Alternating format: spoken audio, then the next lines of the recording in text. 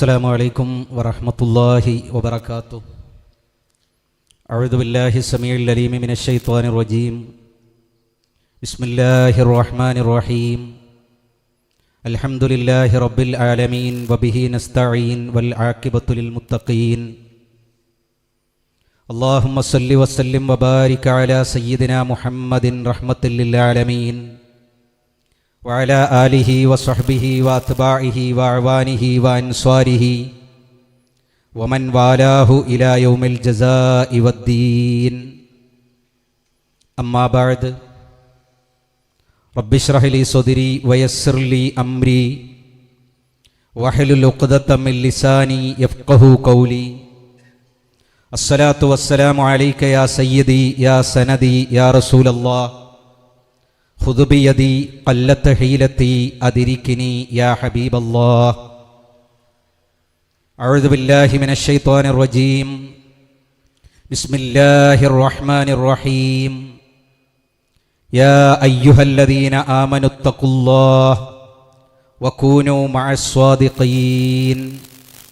صدق الله مولانا العلي العظيم وصدق وبلغنا رسوله النبي الكريم ونحن على ذلك من الشاهدين الشاكرين والحمد لله رب العالمين.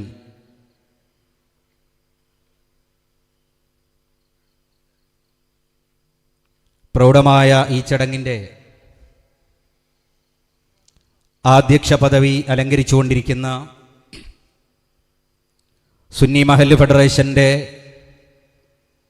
കോഴിക്കോട് ജില്ലാ general secretary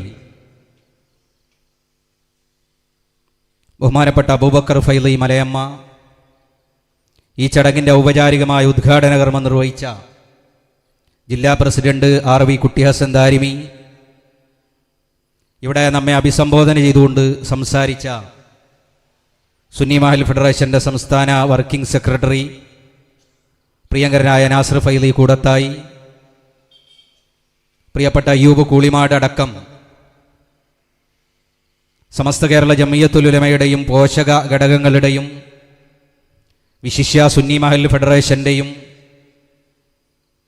വിവിധ ഘടകങ്ങളിലുള്ള ബഹുമാന്യരും ആദരണീയരുമായ നേതാക്കൾ, സത്യാന്വേഷികളായ പ്രിയപ്പെട്ട സഹോദരങ്ങളെ, സുഹൃത്തുക്കളെ, അർഹമുറാഹിമായ രാജസയ്യിദായ അല്ലാഹു നമ്മുടെ ഈ സംഗമം നമ്മിൽ നിന്ന് സ്വീകരിക്കുകയും ഈ പരിപാടി കൊണ്ട് നമ്മൾ എന്താണോ ഉദ്ദേശിച്ചത് അത് പരിപൂർണമായി സാക്ഷാത്കരിച്ചു തരികയും ചെയ്യട്ടെ. സത്യം സത്യമായി മനസ്സിലാക്കാനും അത് ഉൾക്കൊള്ളാനും അസത്യം അസത്യമായി തിരിച്ചറിഞ്ഞതിനെ തിരസ്കരിക്കാനും അള്ളാഹു നമുക്ക് തൗഫീക്ക് നൽകട്ടെ. നമ്മുടെ എല്ലാ ഹലാലായ മുറാദുകളും അള്ളാഹു ഹാസുലാക്കി തരട്ടെ. ഈ പരിപാടിക്ക് വേണ്ടി, ഇതിൻ്റെ സംഘാടനത്തിന് വേണ്ടി ഓടി നടന്നവർ, കഷ്ടപ്പെട്ടവർ, പണിയെടുത്തവർ, സാമ്പത്തികമായി സഹായിച്ചവർ, സഹകരിച്ചവർ, എല്ലാവർക്കും അള്ളാഹു അർഹമായ പ്രതിഫലം നൽകി അനുഗ്രഹിക്കട്ടെ. ആമീൻ യാ റബ്ബൽ ആലമീൻ എന്ന് ആമുഖമായി ദുആ ചെയ്യുകയാണ്. അൽഹംദുലില്ലാ, നമ്മുടെ ഈ പരിപാടിയിൽ വളരെ അർത്ഥസമ്പൂർണങ്ങളായ, വളരെ പ്രൗഢങ്ങളായ 2-3 പ്രഭാഷണങ്ങൾ നിർവഹിക്കപ്പെട്ടു കഴിഞ്ഞു. ഇങ്ങനെ ഒരു പരിപാടി ഇത്തരുണത്തിൽ സംഘടിപ്പിക്കുന്നതിൻ്റെ സാങ്കത്യത്തെക്കുറിച്ചും അതിൻ്റെ കാരണത്തെക്കുറിച്ചും വളരെ വിശദമായി നമ്മുടെ നേതാക്കൾ ഇവിടെ വിശദീകരിച്ചു കഴിഞ്ഞതുകൊണ്ട് ആമുഖങ്ങളൊന്നുമില്ലാതെ ഞാൻ നേരെ എൻ്റെ വിഷയത്തിലേക്ക് കിടക്കുകയാണ്. ഇങ്ങനെ ഒരു പരിപാടി ഇവിടെ സംഘടിപ്പിക്കുക വഴി സുന്നി മഹല്ല് ഫെഡറേഷൻ്റെ SMFൻ്റെ കുന്നമംഗലം മേഖലാ കമ്മിറ്റി കാലികമായ, സാമയികമായ ഒരു ദൗത്യം ധീരതയോടുകൂടി ഏറ്റെടുത്തിരിക്കുകയാണ്. നമ്മുടെ സമൂഹത്തിനിടയിൽ, സമുദായത്തിനിടയിൽ ആദരണീയമായി, ബഹുമാന്യമായി കാണുന്ന പണ്ഡിത വേഷം ധരിച്ചുകൊണ്ട്, ആ വേഷം ഉപയോഗപ്പെടുത്തിക്കൊണ്ട് പരിശുദ്ധമായ ദീനിൻ്റെ അടിസ്ഥാനങ്ങളെപ്പോലും തകർക്കുന്ന വിധത്തിലുള്ള അപകടകരമായ വാദങ്ങളുമായി ഒരു വ്യക്തി കടന്നു വരുമ്പോൾ ആ വാദങ്ങളെ പ്രതിരോധിക്കുകയും അതിനെ കൃത്യമായി സമൂഹത്തിന് ബോധ്യപ്പെടുത്തി കൊടുക്കുകയും ചെയ്യേണ്ട ഉത്തരവാദിത്തമുള്ള ആളുകൾ അപകടകരമാം വിധം മൗനം പാലിക്കുന്ന സാഹചര്യത്തിലാണ് വളരെ ധീരതയോടുകൂടി ഈ ഉത്തരവാദിത്തം സുന്നി മഹല്ല് ഫെഡറേഷൻ ഏറ്റെടുത്തിട്ടുള്ളത്. നേരത്തെ ഇവിടെ സൂചിപ്പിക്കപ്പെട്ടതുപോലെ ഈ ഒരു പരിപാടി, ഈ ഒരു ചടങ്ങ് ഏതെങ്കിലും ഒരു വ്യക്തിയെ ഒറ്റതിരിഞ്ഞാക്രമിക്കാനുള്ളതല്ല, അദ്ദേഹത്തെ കുറ്റം പറയാനുള്ളതല്ല, അദ്ദേഹത്തെ കുറ്റപ്പെടുത്താനോ ആക്ഷേപിക്കാനോ ഉള്ളതല്ല. അത് വളരെ കൃത്യമായി അദ്ദേഹം തന്നെ ഷെയ്ഖ് റഹ്മത്തുള്ള എന്ന പേരിൽ അറിയപ്പെടുന്ന അദ്ദേഹം തന്നെ എന്താണ് നമ്മുടെ ഈ പരിപാടിയുടെ ലക്ഷ്യം എന്ന് അദ്ദേഹം തന്നെ പറഞ്ഞോട്ടെ.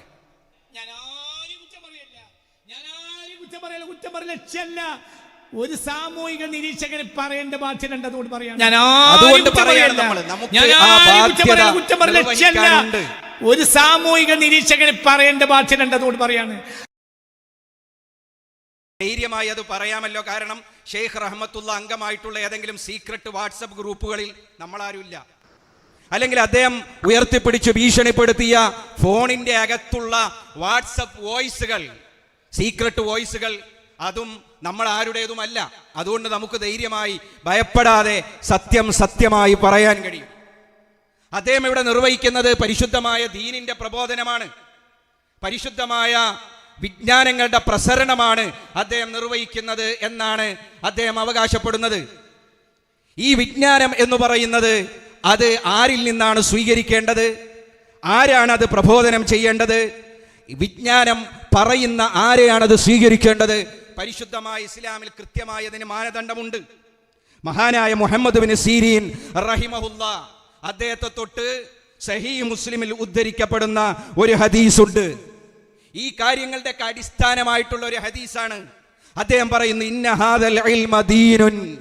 ഈ ഇൽമ് എന്ന് പറയുന്നത്, മതപരമായ അറിവ് എന്ന് പറയുന്നത്, ഇത് ദീൻ തന്നെയാണ്. ഫൻദുറു അമ്മൻ തഖുദൂന ദീനകും. ആ ദീനിനെ നിങ്ങൾ ആരിൽ നിന്നാണ് സ്വീകരിക്കുന്നത് എന്ന് നോക്കണം.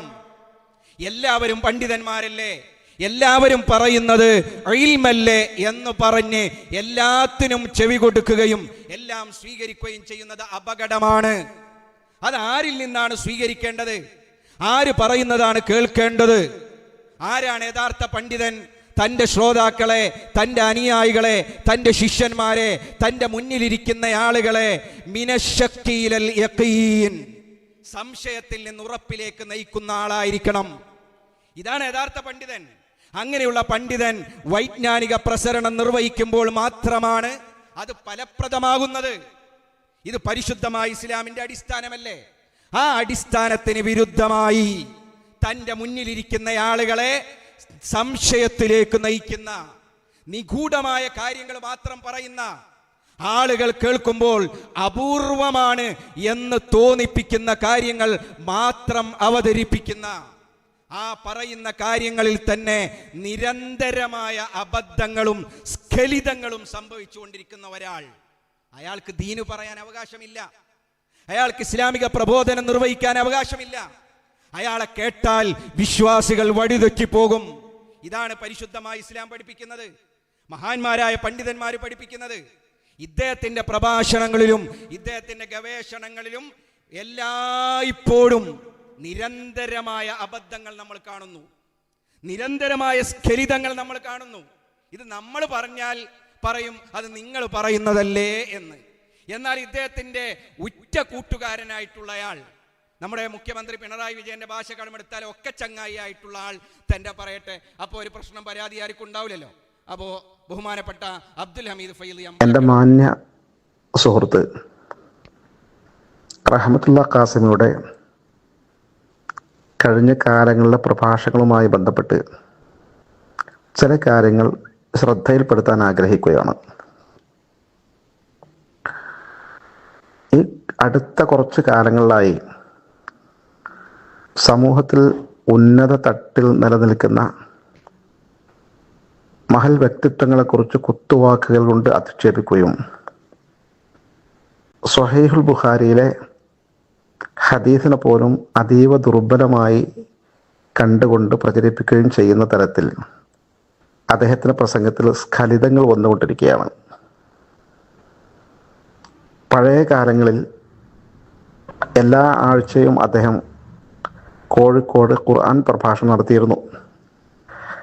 ഈ പ്രഭാഷണങ്ങൾ സമാപനമായ വലിയ വാർഷിക പ്രഭാഷണ മഹാസമ്മേളനങ്ങൾ വിശുദ്ധ റമദാനിൽ SKSS സംസ്ഥാന കമ്മിറ്റി സംഘടിപ്പിച്ചിരുന്നു. അന്ന് തന്നെ അദ്ദേഹത്തിൻ്റെ പ്രകൃതിപരമായ ദൗർബല്യമുണ്ട്. ഓരോ വർഷവും ശരാശരി 2, 3, 4, 5 വിഷയങ്ങൾ തിരുത്താനുണ്ടാവും. അത് ഞങ്ങളൊക്കെ ബന്ധപ്പെട്ട് അദ്ദേഹത്തെ വിളിച്ചു വരുത്തി തിരുത്താൻ പറയുമ്പോൾ അദ്ദേഹം തിരുത്തും. പക്ഷേ ഇത് എപ്പോഴും അദ്ദേഹത്തിൻ്റെ പ്രകൃതിപരമായ രീതിയാണ്. തെറ്റുകൾ വന്നുകൊണ്ടേയിരിക്കും. ഇപ്പം ആ തെറ്റുകൾ മൂർധന്യ ദശയിലെത്തിക്കൊണ്ടിരിക്കുകയാണ്. കണ്ടോ, ആ അബദ്ധങ്ങളും ആ തെറ്റുകളും മൂർധന്യ ദശയിൽ എത്തിക്കൊണ്ടിരിക്കുകയാണ് എന്നാണ് അദ്ദേഹത്തിന്റെ ബഹുമാന്യനായ സുഹൃത്ത് പറയുന്നത്. സ്ഖലിതങ്ങൾ നിരന്തരമായി സംഭവിച്ചുകൊണ്ടിരിക്കുകയാണ്. ഇങ്ങനെ ഇടക്കിടക്ക് സ്ഖലിച്ചുകൊണ്ടിരുന്നാൽ എന്ത് ചെയ്യണം? അത് കഴുകി വൃത്തിയാക്കി കെട്ടിവെക്കണം എന്നാണ് സലിസുൽ മനിയുടെ ഹുക്കുമ. നിസ്കരിക്കണം എന്നുണ്ടെങ്കിൽ അത് കഴുകി വൃത്തിയാക്കി കെട്ടിവെക്കണം എന്നാണ്. ഇത് നമ്മൾ ഒരുപാട് കാലമായി പറഞ്ഞുകൊണ്ടിരിക്കുന്നു. ഇത് അപകടമാണ്. ഈ അടുത്ത കാലത്ത് തുടങ്ങിയതൊന്നല്ല. നിങ്ങൾക്ക് ഇപ്പോഴാണ് ബോധോദയം ഉണ്ടായത് എന്നല്ല. നിങ്ങൾക്ക് ഇതുവരെ പറഞ്ഞിരുന്ന കാര്യങ്ങൾ, ആ പ്രഭാഷണങ്ങൾ, ആ സ്ഖലിതങ്ങൾ, ആ വിമർശനങ്ങൾ, ആ ആക്ഷേപങ്ങൾ നിങ്ങൾക്ക് കൂടി ആവശ്യമായിരുന്നു. അതുകൊണ്ട് നിങ്ങൾ ഇതുവരെ പ്രതികരിച്ചില്ല. എന്നാൽ ഇത് എല്ലാ പരിധികളും ലംഘിച്ച് നിങ്ങൾ തന്നെ തുറന്നുവിട്ട ഭൂതത്തെ തിരിച്ചു കുടത്തിലടക്കാൻ നിങ്ങൾക്കു തന്നെ സാധ്യമാവാത്ത സാഹചര്യം വന്നപ്പോഴാണ് നിങ്ങളിപ്പോൾ പ്രതികരിച്ചു തുടങ്ങിയത്. ഇതല്ലേ യാഥാർത്ഥ്യം? നമ്മളിത് എത്രയോ കാലങ്ങളായി, എത്രയോ വർഷങ്ങളായി പറഞ്ഞുകൊണ്ടിരിക്കുന്നു. ഏകദേശം 2 വർഷങ്ങൾക്ക് മുമ്പ് 2024 ഒക്ടോബർ 31 കോഴിക്കോട് നളന്ദ ഓഡിറ്റോറിയത്തിൽ ഇതുപോലെ ഒരു സമ്മേളനം സംഘടിപ്പിച്ചിരുന്നു. സുന്നി ആദർശവേദിയുടെ നേതൃത്വത്തിൽ ഈ ഷെയ്ഖ് റഹ്മത്തുള്ളയുടെ വികലവാദങ്ങൾക്കെതിരായിട്ടുള്ള ഒരു പ്രതിരോധം എന്ന നിലയിൽ ഒരു പരിപാടി സംഘടിപ്പിച്ചിരുന്നു. അന്ന് വളരെ കൃത്യമായി നമ്മൾ കാര്യങ്ങൾ സൂചിപ്പിച്ചിരുന്നു. അന്ന് അതിനെ എങ്ങനെയാണ് ഇന്ന് റഹ്മത്തുള്ള ഖാസിമിയെ പ്രതിരോധിക്കാൻ രംഗത്ത് വരുന്ന ആളുകൾ, അല്ലെങ്കിൽ അദ്ദേഹം എല്ലാ അതിരും ലംഘിച്ചിരിക്കുന്നു എന്ന് പറയുന്ന ആളുകൾ അന്ന് അതിനെങ്ങനെയാണ് നേരിട്ടത്? അന്ന് ആ ഓഡിറ്റോറിയത്തിന്റെ പേര് നളന്ദ ഓഡിറ്റോറിയം ആയതിന്റെ പേരിൽ ആ പരിപാടി സംഘടിപ്പിച്ച സമസ്ത കേരള ജംഇയ്യത്തുൽ ഉലമയുടെ അഹ്ലുസുന്നത്തി വൽ ജമാഅയുടെ പ്രവർത്തകരെ നളന്ദ സുന്നികൾ എന്ന് വിളിച്ച് നിങ്ങൾ ആക്ഷേപിച്ചു. അതൊരു യാഥാർത്ഥ്യമല്ലേ? അത് നിങ്ങളുടെ സംസ്കാരം പ്രകടിപ്പിച്ചതാണ്. പണ്ട് നമ്പൂതിരി പറഞ്ഞല്ലോ, അവൻ കുടിക്കുന്നതും അവൻ തിന്നുന്നതും അവൻ പറയുന്നു, ഞാൻ കുടിക്കുന്നതും ഞാൻ തിന്നുന്നതും ഞാൻ പറയുന്നു. നമ്പൂതിരി ഒരാൾ നടുറോട്ടിലിട്ട് ചീത്ത വിളിക്കാൻ വല്ലാത്ത ആക്ഷേപ പരാമർശങ്ങൾ നടത്തുകയാണ്. മൂത്രം കുടിയൻ, മലം തീനി, കാഷ്ടം തീനി എന്നൊക്കെയാണ് വിളിക്കുന്നത്. നമ്പൂതിരി ആവട്ടെ ഇതൊക്കെ കേട്ട് പുഞ്ചിരിച്ചുകൊണ്ട് തിരിച്ചു പറയുന്ന എന്താ? പായസം കുടിയൻ, അടപ്രഥമൻ കുടിയൻ, ഊണ് തീനി. ഇത് കേട്ടപ്പോൾ ആളുകൾ നമ്പൂതിരിയോട് ചോദിച്ചു, അയാള് നിങ്ങൾക്കെതിരെ ഇങ്ങനെയൊക്കെ ചീത്ത പറഞ്ഞിട്ട്, ഇങ്ങനെയൊക്കെ കുറ്റപ്പെടുത്തിയിട്ട് നിങ്ങൾ എന്തുകൊണ്ടാണ് ഇത്ര നന്നായി അതിനോട് പ്രതികരിക്കുന്നത് ചോദിച്ചപ്പോൾ നമ്പൂതിരി പറഞ്ഞ മറുപടിയാണ്, അവൻ തിന്നുന്നതും അവൻ കുടിക്കുന്നതും അവൻ പറയുന്നു ഏഭ്യൻ, ഞാൻ തിന്നുന്നതും ഞാൻ കുടിക്കുന്നതും ഞാൻ പറയുന്നു. അപ്പൊ അത് നിങ്ങളുടെ സംസ്കാരമാണ്. ആ ഓഡിറ്റോറിയത്തിന് അങ്ങനെ പേര് വന്നു എന്നതിൻ്റെ പേരിൽ ആ പേര് പറഞ്ഞുകൊണ്ട് നളന്ദ സുന്നികൾ എന്ന് നിങ്ങൾ ആക്ഷേപിച്ചു. അങ്ങനെ പരിപാടികൾ നടന്ന ഓരോ ഓഡിറ്റോറിയത്തിന്റെ പേരിൽ ആക്ഷേപിക്കാൻ നിന്നാൽ SKSS ഉണ്ടായത് എവിടെയാണ്? സാമൂതിരി ഹൈസ്കൂളിൽ. എന്നിട്ട് ആരെങ്കിലും സാമൂതിരി സുന്നികൾ എന്ന് വിളിച്ചോ? സമസ്ത കേരള ജമിയത്തുൽ ഉണ്ടായത് ടൗൺ ഹാളിലല്ലേ? ടൗൺ ഹാളിൽ സുന്നികൾ എന്ന് വിളിച്ചോ? അങ്ങനെ വിളിക്കാൻ പാടുണ്ടോ? എന്നാൽ നിങ്ങൾക്ക് അന്ന് ഇദ്ദേഹം വേണ്ടപ്പെട്ട ആളായിരുന്നു.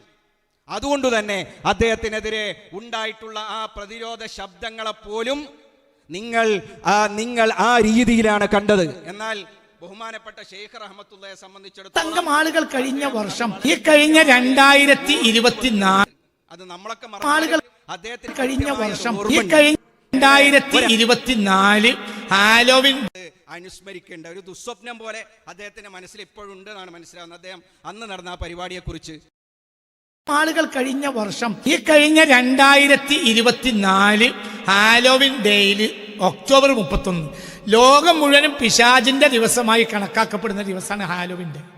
ആ ദിവസം 2024 ഹാലോവിൻ ഡേയിൽ കേരളത്തിലെ ഒരു വിഭാഗം ആളുകൾ എനിക്കെതിരെ കോഴിക്കോട്ടെ ഒരു ഹാളിൽ, ആ ഹാളിനെ കുറ്റം പറയുന്നില്ല, ആ ഹാളിനെ കുറ്റം പറയാൻ ഞാൻ ആളല്ല, എനിക്കെതിരെ ഉറഞ്ഞു തുള്ളി പിശാചിന്റെ ദിവസം പിശാചിന്റെ ദിവസം തന്നെയാണ് ഉറഞ്ഞു തുള്ളിയത്.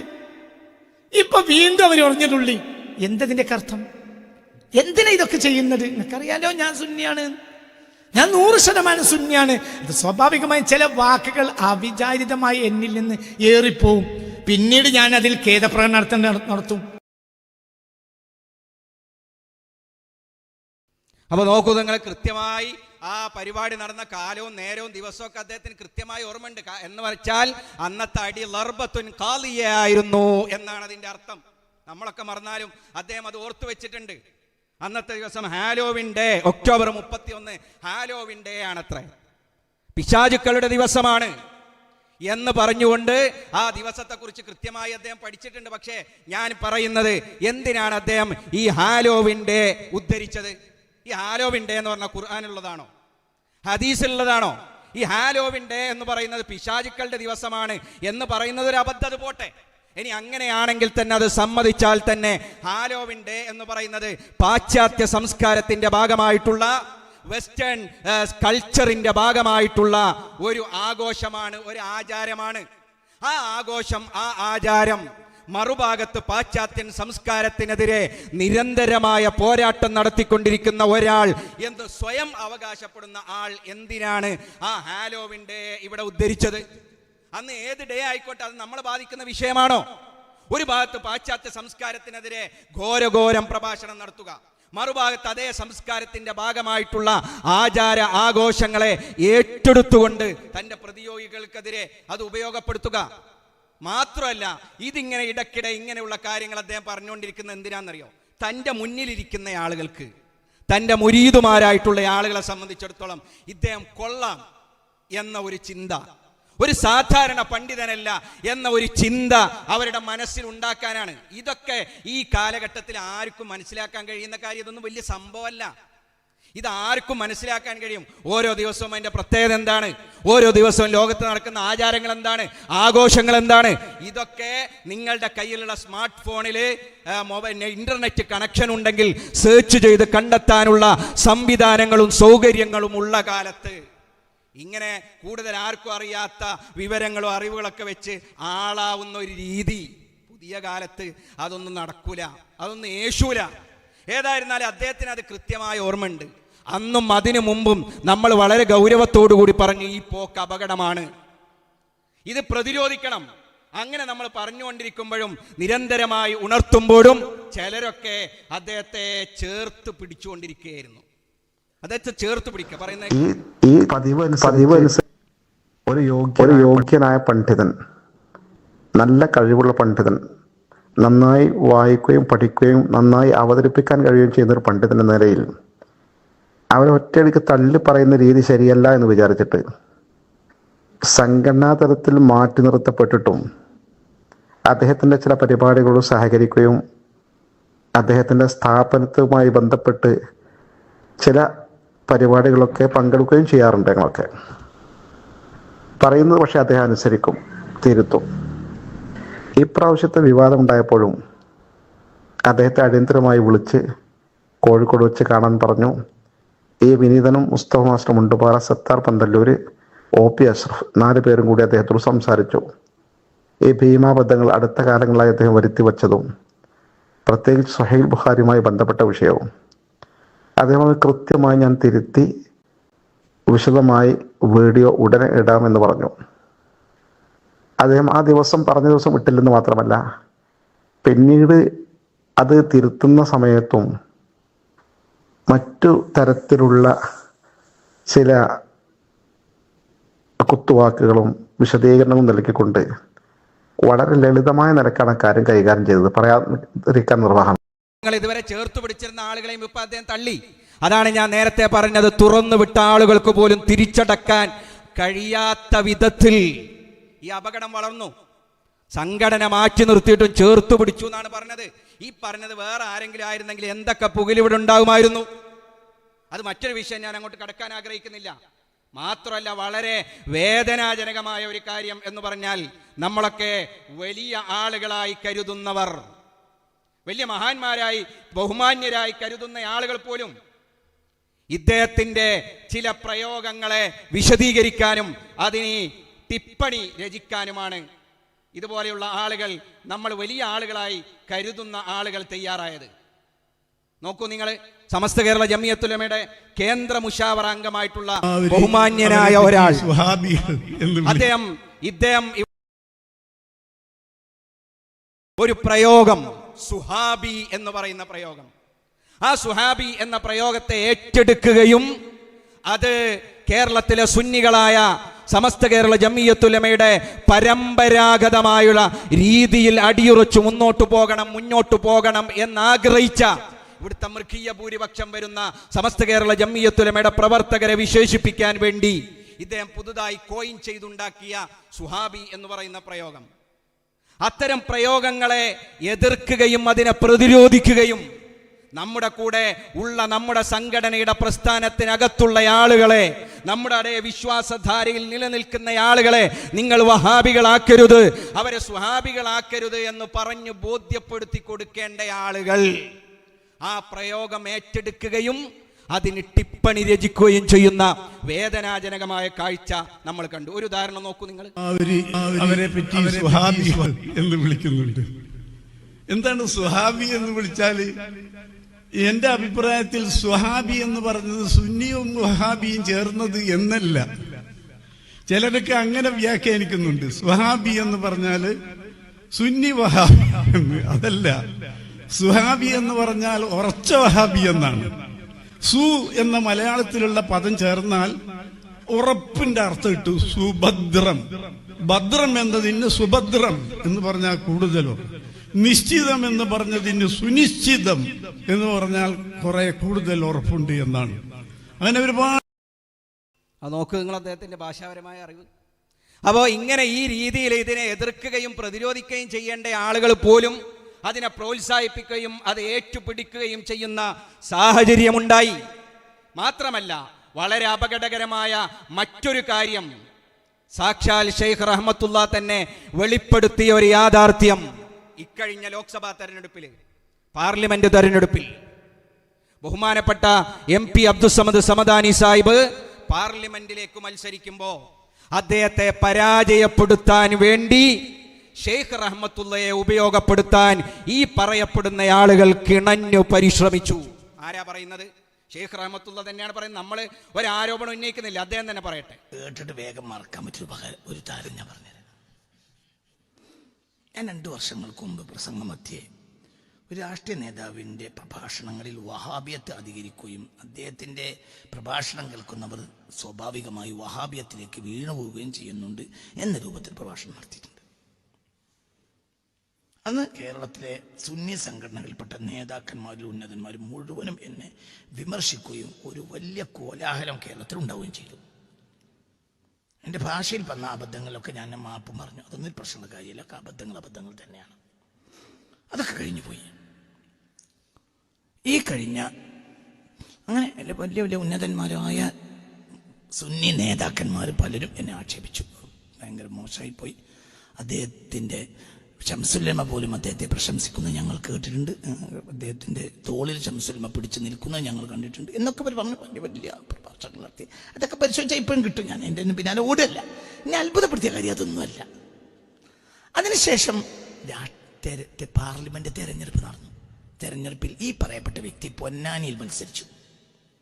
അപ്പോൾ സുന്നി നേതാക്കന്മാരിൽപ്പെട്ട പല ആളുകളും എന്നോട് വന്ന് പറഞ്ഞു, നിങ്ങളാ പറഞ്ഞത് നേരാ, അതുകൊണ്ട് നിങ്ങൾ നല്ലൊരു പ്രസംഗം നടത്തണം.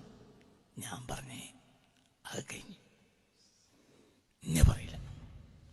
എനിക്ക് അയാളെ തോൽപ്പിക്കണമെന്ന് ലക്ഷ്യം ഇല്ല. തെരഞ്ഞെടുപ്പ് തോൽപ്പിക്കാൻ എൻ്റെ ലക്ഷ്യമില്ല. എൻ്റെ ലക്ഷ്യം ജനങ്ങൾക്കൊരു കാര്യം മനസ്സിലാക്കി കൊടുക്കുക എന്ന് മാത്രമാണ്. ഈ പറയുന്ന നേതാക്കന്മാർ ഇത് വലിയ ലക്ഷ്യം പല വട്ടം എൻ്റെ അടുത്ത് വന്നു എന്ന് മാത്രമല്ല, എത്ര വട്ടമാണ് ഇവർ എനിക്ക് ഫോൺ ചെയ്ത് എനിക്ക് കയ്യും കണക്കുമില്ല. എന്താണ് ഇവരുടെ ലക്ഷ്യം എന്ന് പറയൂ. എന്തവരുടെ ലക്ഷ്യം? ഇവരുടെ ലക്ഷ്യം ദീനല്ല, ജനങ്ങളെ നിസ്സാരപ്പെടുത്തൽ മാത്രം. ഞാനൊരു വാക്ക് മിണ്ടിയില്ല. എന്തുകൊണ്ട്? അയാൾ പാർലമെന്റിൽ പോകുന്നു എനിക്കെന്താ നഷ്ടം? ഇനിയിപ്പോൾ വലിയ വലിയ മൗലൂദ് സുന്നി പോയാലും അതന്നെയല്ലേ ചെയ്യാളൂ. സുന്നിക്ക് പാർലമെന്റ് പോയ മൗലൂദാണ്ടോ? അപ്പൊ എന്താ അവരുടെ ലക്ഷ്യം? നിങ്ങൾ ചിന്തിക്കുക. അതുകൊണ്ടാണ് ഈ കൂട്ടായ്മയിലൊന്നും ഹൈറില്ല. എല്ലാവരും ലക്ഷ്യം സ്വതാല്പര്യങ്ങളാണ്. അള്ളാഹു നമ്മളെ കാത്തിരക്ഷിക്കട്ടെ. കേൾക്കാൻ സുഖമുണ്ടോ? കാത്തിരക്ഷിക്കട്ടെ. കേൾക്കാൻ സുഖം. അപ്പോൾ ഇപ്പോൾ അവസാനം പറഞ്ഞത് കാര്യക്കുട്ടി പറഞ്ഞാലും കേൾക്കണമല്ലോ. അപ്പോൾ ആരാണ് ഇദ്ദേഹത്തെ ഫോണിൽ ബന്ധപ്പെട്ടത്, വിളിച്ചത്, നേരത്തെ ചേർത്ത് പിടിച്ച ആളുകളൊക്കെ തന്നെ ആണോ എന്ന് വെളിപ്പെടുത്തേണ്ടത് അദ്ദേഹമാണ്. അത് അവർ തമ്മിലുള്ളൊരു പ്രശ്നമാണ്. പോട്ടെ, ഏതായിരുന്നാലും ആ രീതിയിൽ അവരെ പ്രോത്സാഹിപ്പിക്കുകയും ഇദ്ദേഹത്തെ ഏറ്റെടുക്കുകയും കൊണ്ട് നടക്കുകയും ചെയ്ത ആളുകൾ ഇവിടെ വന്ന് പ്രസംഗിച്ചല്ലോ. ഇവിടെ വന്ന് പ്രസംഗിച്ചു. ഷെയ്ഖ് റഹ്മത്തുള്ളയുടെ ഗവേഷണങ്ങൾ പുസ്തകമാക്കും. ഇവിടെ വന്ന് പ്രസംഗിച്ച ആളുകളുണ്ട്. അത് ഗ്രന്ഥരൂപത്തിൽ പ്രസിദ്ധീകരിക്കും. അവരൊക്കെ ഇപ്പൊ എവിടെയാണാവോ?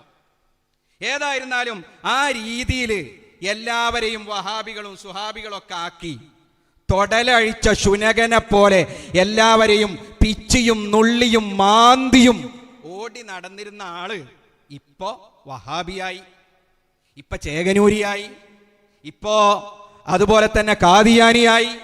ഇപ്പൊ ഇദ്ദേഹത്തെക്കുറിച്ച് പറയാത്തതൊന്നുമില്ല, ഇദ്ദേഹത്തെക്കുറിച്ച് ആരോപിക്കപ്പെടാത്തതൊന്നുമില്ല. അങ്ങനെ ഈ ആരോപണങ്ങളൊക്കെ വന്നപ്പോ അദ്ദേഹം ഇരുന്ന് കരയുകയാണ്. അതേ ഇരുന്ന് കരയാ.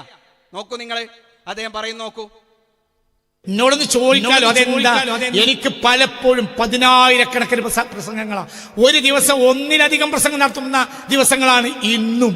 26ാമത്തെ കൊല്ലം പ്രഭാഷണത്തിന്റെ നൈരന്തര്യം തുടങ്ങിയിട്ട് 26 കൊല്ലായി. രാവും പകലും പ്രസംഗിക്കാൻ. ഇന്ന് തന്നെ ഇനിയും പ്രസംഗമുണ്ട്. ഇന്ന് തന്നെ ഇനിയും ഇന്നലെ ഉണ്ട്. ഈ പ്രസംഗമില്ലാത്ത ദിവസമല്ല. 10,000-കണക്കിന് പ്രസംഗങ്ങൾ. അപ്പോൾ ചില സ്ഖലിതങ്ങൾ വരും, പിന്നെ ഞാൻ തിരുത്തും, മാപ്പ് പറയും. ഞാൻ ബഹുമാനപ്പെട്ട ഇമാം ബുഖാരി റളിയല്ലാഹു അൻഹുവിന് തെറ്റുപറ്റിക്കൂടെ, സിദ്ദീഖുൽ അക്ബറിന് തെറ്റുപറ്റിക്കൂടെ, ഉമർ ബിൻ ഖത്താബിന് തെറ്റുപറ്റിക്കൂടെ, ശംസുലമക്ക് തെറ്റുപറ്റിക്കൂടെ എന്ന് പറഞ്ഞ വാക്കുകൾ, മലക്കൽ മുല്ലക്കോയ തങ്ങൾക്ക് തെറ്റുപറ്റിക്കൂടെ എന്ന് പറഞ്ഞ വാക്കുകൾ, ഈ പറഞ്ഞ വാക്കുകൾ ആരെ പറ്റി പറഞ്ഞിട്ടെങ്കിലും അത് അദബ് കേടാണ്, എന്നിൽ നിന്ന് വന്നു പോയതാണ്. ഞാൻ അല്ലാഹു ജല്ല ജലാലായ സുബ്ഹാനോട് രാത്രി ഇരുന്ന് പൊട്ടിക്കരഞ്ഞ് ദുആ ചെയ്തിട്ടുണ്ട്. ഇമാം ബുഖാരി റളിയല്ലാഹു അൻഹുവിന് യാസീനോട് മാപ്പ് അപേക്ഷിച്ചിട്ടുണ്ട്. അതേ സമയത്ത് സ്ഖലിതമാണ്, തെറ്റാണ്, അബദ്ധമാണ്. 100% ഞാനത് പിൻവലിച്ചിരിക്കുന്നു. എൻ്റെ കയ്യിൽ നിന്ന് വന്ന 100% എന്ന അബദ്ധമാണ്. അത് പ്രഭാഷണത്തിന് മധ്യേ വന്ന സ്ഖലിതമാണ്. അതേ സമയത്ത് സുന്നിയല്ല എന്ന് പറയരുത്. അതേ സമയത്ത് എന്നെ ചേകുനാലും പറഞ്ഞാൽ നിങ്ങൾ കുടുങ്ങും. എല്ലാ റൂഫിയ അൻ ഉമ്മത്തി അൽ ഖത്ഉ വന്നിസ്യാൻ, റൂഫിയ അൻ ഉമ്മത്തി അൽ ഖത്ഉ വന്നിസ്യാൻ. പിഴവുകൾ സംഭവിക്കും, മറവികൾ സംഭവിക്കും. അത് അല്ലാഹുവിന്റെ മലക്കുകൾ എഴുതുക പോലും ഇല്ല എന്ന് മുത്ത് റസൂൽ പറഞ്ഞിട്ടില്ലേ? ഞാൻ ഇതൊന്നല്ലല്ലോ, ഞാനൊരു നാടൻ മുനിയരല്ലേ. അബദ്ധം വച്ചൂലേ? പറ്റിയിട്ടുണ്ട്. 100% അബദ്ധമാണ് പറഞ്ഞത്. അത് സ്ഖലിതമാണ്, അത് എഡിറ്റ് ചെയ്യാതെ വന്നു പോയതാണ്, അബദ്ധമാണ്. ബാക്ക്ഗ്രൗണ്ടിൽ ബാക്ക്ഡ്രോപ്പിൽ ഷെയ്ഖ് റഹ്മത്തുള്ള ഒഫീഷ്യൽ എന്ന് പല വലിപ്പത്തിലും 10-30 എഴുതി വെച്ചിട്ടാണ് പറയുന്നത് ഞാൻ നാടൻ മൊയിലാരാണ്. നിങ്ങൾ ഷെയ്ഖ് റഹ്മത്തുള്ളയാണ്, അത് ഒഫീഷ്യൽ ഷെയ്ഖ, നാടൻ മൊയിലാരല്ല. അത് വിനയം കൊണ്ട് പറയുന്നത്. അതേ സമയത്ത് അത് സ്ഖലിതമാണ്. ദയവായി ഗൗരവമായി ചിന്തിക്കണം. ഞാൻ പറയുന്ന സാമൂഹിക നിരീക്ഷണങ്ങളാണ്. തഹിയ ഫണ്ടിനെ പറ്റി പറഞ്ഞിട്ടുണ്ട്. അതേ സമയത്ത് ഫണ്ട് ഞാൻ കൊടുത്തിട്ടുണ്ട്. എൻ്റെ നേതാക്കന്മാർ കൊടുക്കാൻ പറയുമ്പോൾ കൊടുക്കലിന്റെ ബാധ്യതയാണ്. അതേ സമയത്ത് ഫണ്ട് ഞാൻ കൊടുക്കാൻ പറയും. ഒന്നും കൂടി പറയട്ടെ, എന്നിട്ട് ബാക്കി പറയാം. അറിയാലോ, ഞാൻ 100% സുന്നിയ ഒരാളാണ്. 100% സുന്നിയാണ് ഞാൻ. ചേകനൂരല്ല. നിങ്ങൾക്കറിയാം, പറയുമ്പോഴും നിങ്ങൾക്കറിയാലോ ഞാൻ 100% സുന്നിയ ഒരാളാണ്. 100% സുന്നിയാണ് ഞാൻ. ചേകനൂരല്ല. അറിയാലോ, ഞാൻ 100% നിങ്ങൾക്കൊക്കെ അറിയാം. പിന്നെ എൻ്റെ പ്രഭാഷണങ്ങൾ പലപ്പോഴും എതിരായി ചർച്ചയായി വന്നിട്ടുണ്ട്. കേരളത്തിൽ പല ചർച്ചയും വന്നിട്ടുണ്ട്. 10-26 കൊല്ലായി രാവും പകലും പ്രസംഗിക്കുന്നു. 10,000-കണക്കിന് പ്രസംഗങ്ങളുണ്ട്. യൂട്യൂബിൽ തന്നെ ഉണ്ട്, ഫേസ്ബുക്കിൽ തന്നെ ഉണ്ട്. 10,000-കണക്കിന് ഭാഷണങ്ങൾ. അതേ പുരസ്കരിച്ച് പദപ്രയോഗങ്ങൾ, വതിരി വിട്ടുപോകുന്ന പദപ്രയോഗങ്ങൾ അറിയാതെ എന്നിൽ നിന്ന് വന്നു പോകും. പിന്നീട് അതിനെക്കുറിച്ച് ഖേദപ്രകടനം നടത്തും. അത് മനുഷ്യന് വന്ന സ്ഖലിതങ്ങളാണ്. ചേകനൂര എന്ന് പറയുന്നതിന് സത്യം പറഞ്ഞാൽ ഇതുമായി ബന്ധപ്പെട്ട ഒരു ചർച്ചയിൽ, ഒരു ചാനലിന്റെ ചോദ്യത്തിൽ ഞാൻ മറുപടി പറഞ്ഞു, ഇത് സ്ഖലിതങ്ങളായി വന്നുപോയതാണ്, അബദ്ധങ്ങൾ. എന്താ സിദ്ദീഖുൽ അക്ബർ തെറ്റുപറ്റിക്കൂടെ? എന്താ ഉമർ ഖത്താബിന് തെറ്റുപറ്റിക്കൂടെ? എന്താ ശംസുലമക്ക് തെറ്റുപറ്റിക്കൂടെ?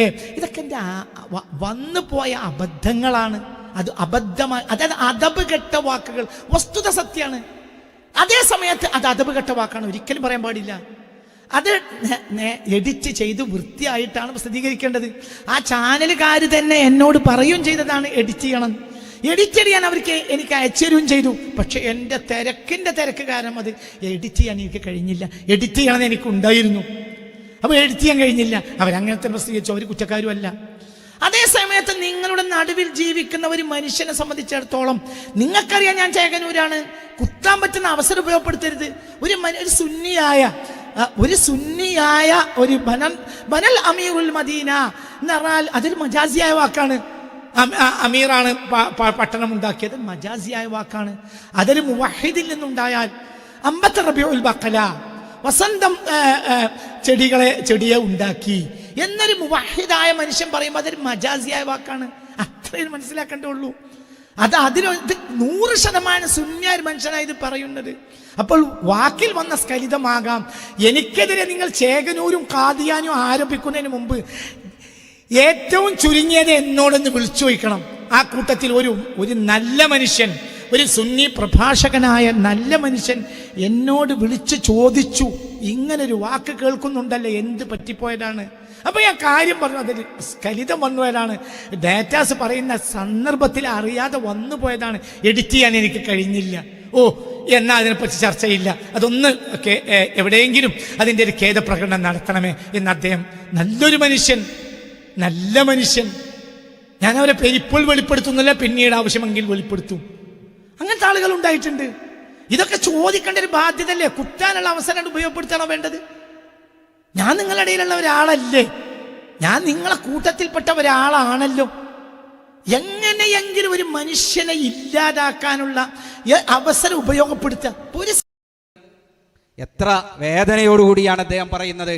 ബഹുമാനപ്പെട്ട ഷെയ്ഖ് റഹ്മത്തുള്ള, താങ്കൾ എന്തെങ്കിലും ആദരവ് അർഹിക്കുന്നുണ്ടെങ്കിൽ ആ അർഹിക്കുന്ന ആദരവോടുകൂടി ചോദിക്കുകയാണ്, നിങ്ങൾ എത്ര ആളുകളെ വഹാബികളാക്കി? ആരൊക്കെ വഹാബികളാക്കി? മഹാരഥന്മാരായ പാണക്കാട് സയ്യിദുമാരെ നിങ്ങൾ വഹാബികളാക്കിയില്ലേ?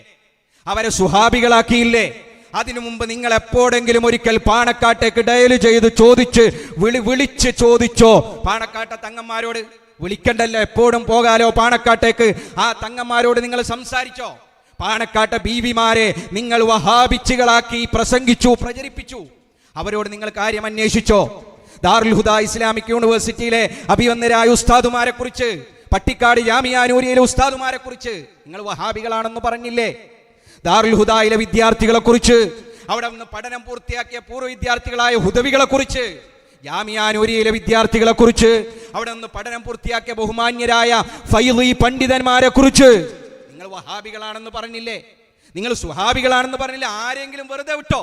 നിങ്ങൾ ഈ പറയുന്ന ന്യായം, ഈ മജാസും ഈ ഹക്കീക്കത്തും ഒന്നും എന്തുകൊണ്ട് അവർക്ക് ബാധകമാവുന്നില്ല? നിങ്ങൾക്ക് എല്ലാവരെയും കടിക്കാം, കടിച്ചു കീറാം, എല്ലാവരെയും മാന്താം, നുള്ളാം, പിച്ചാം.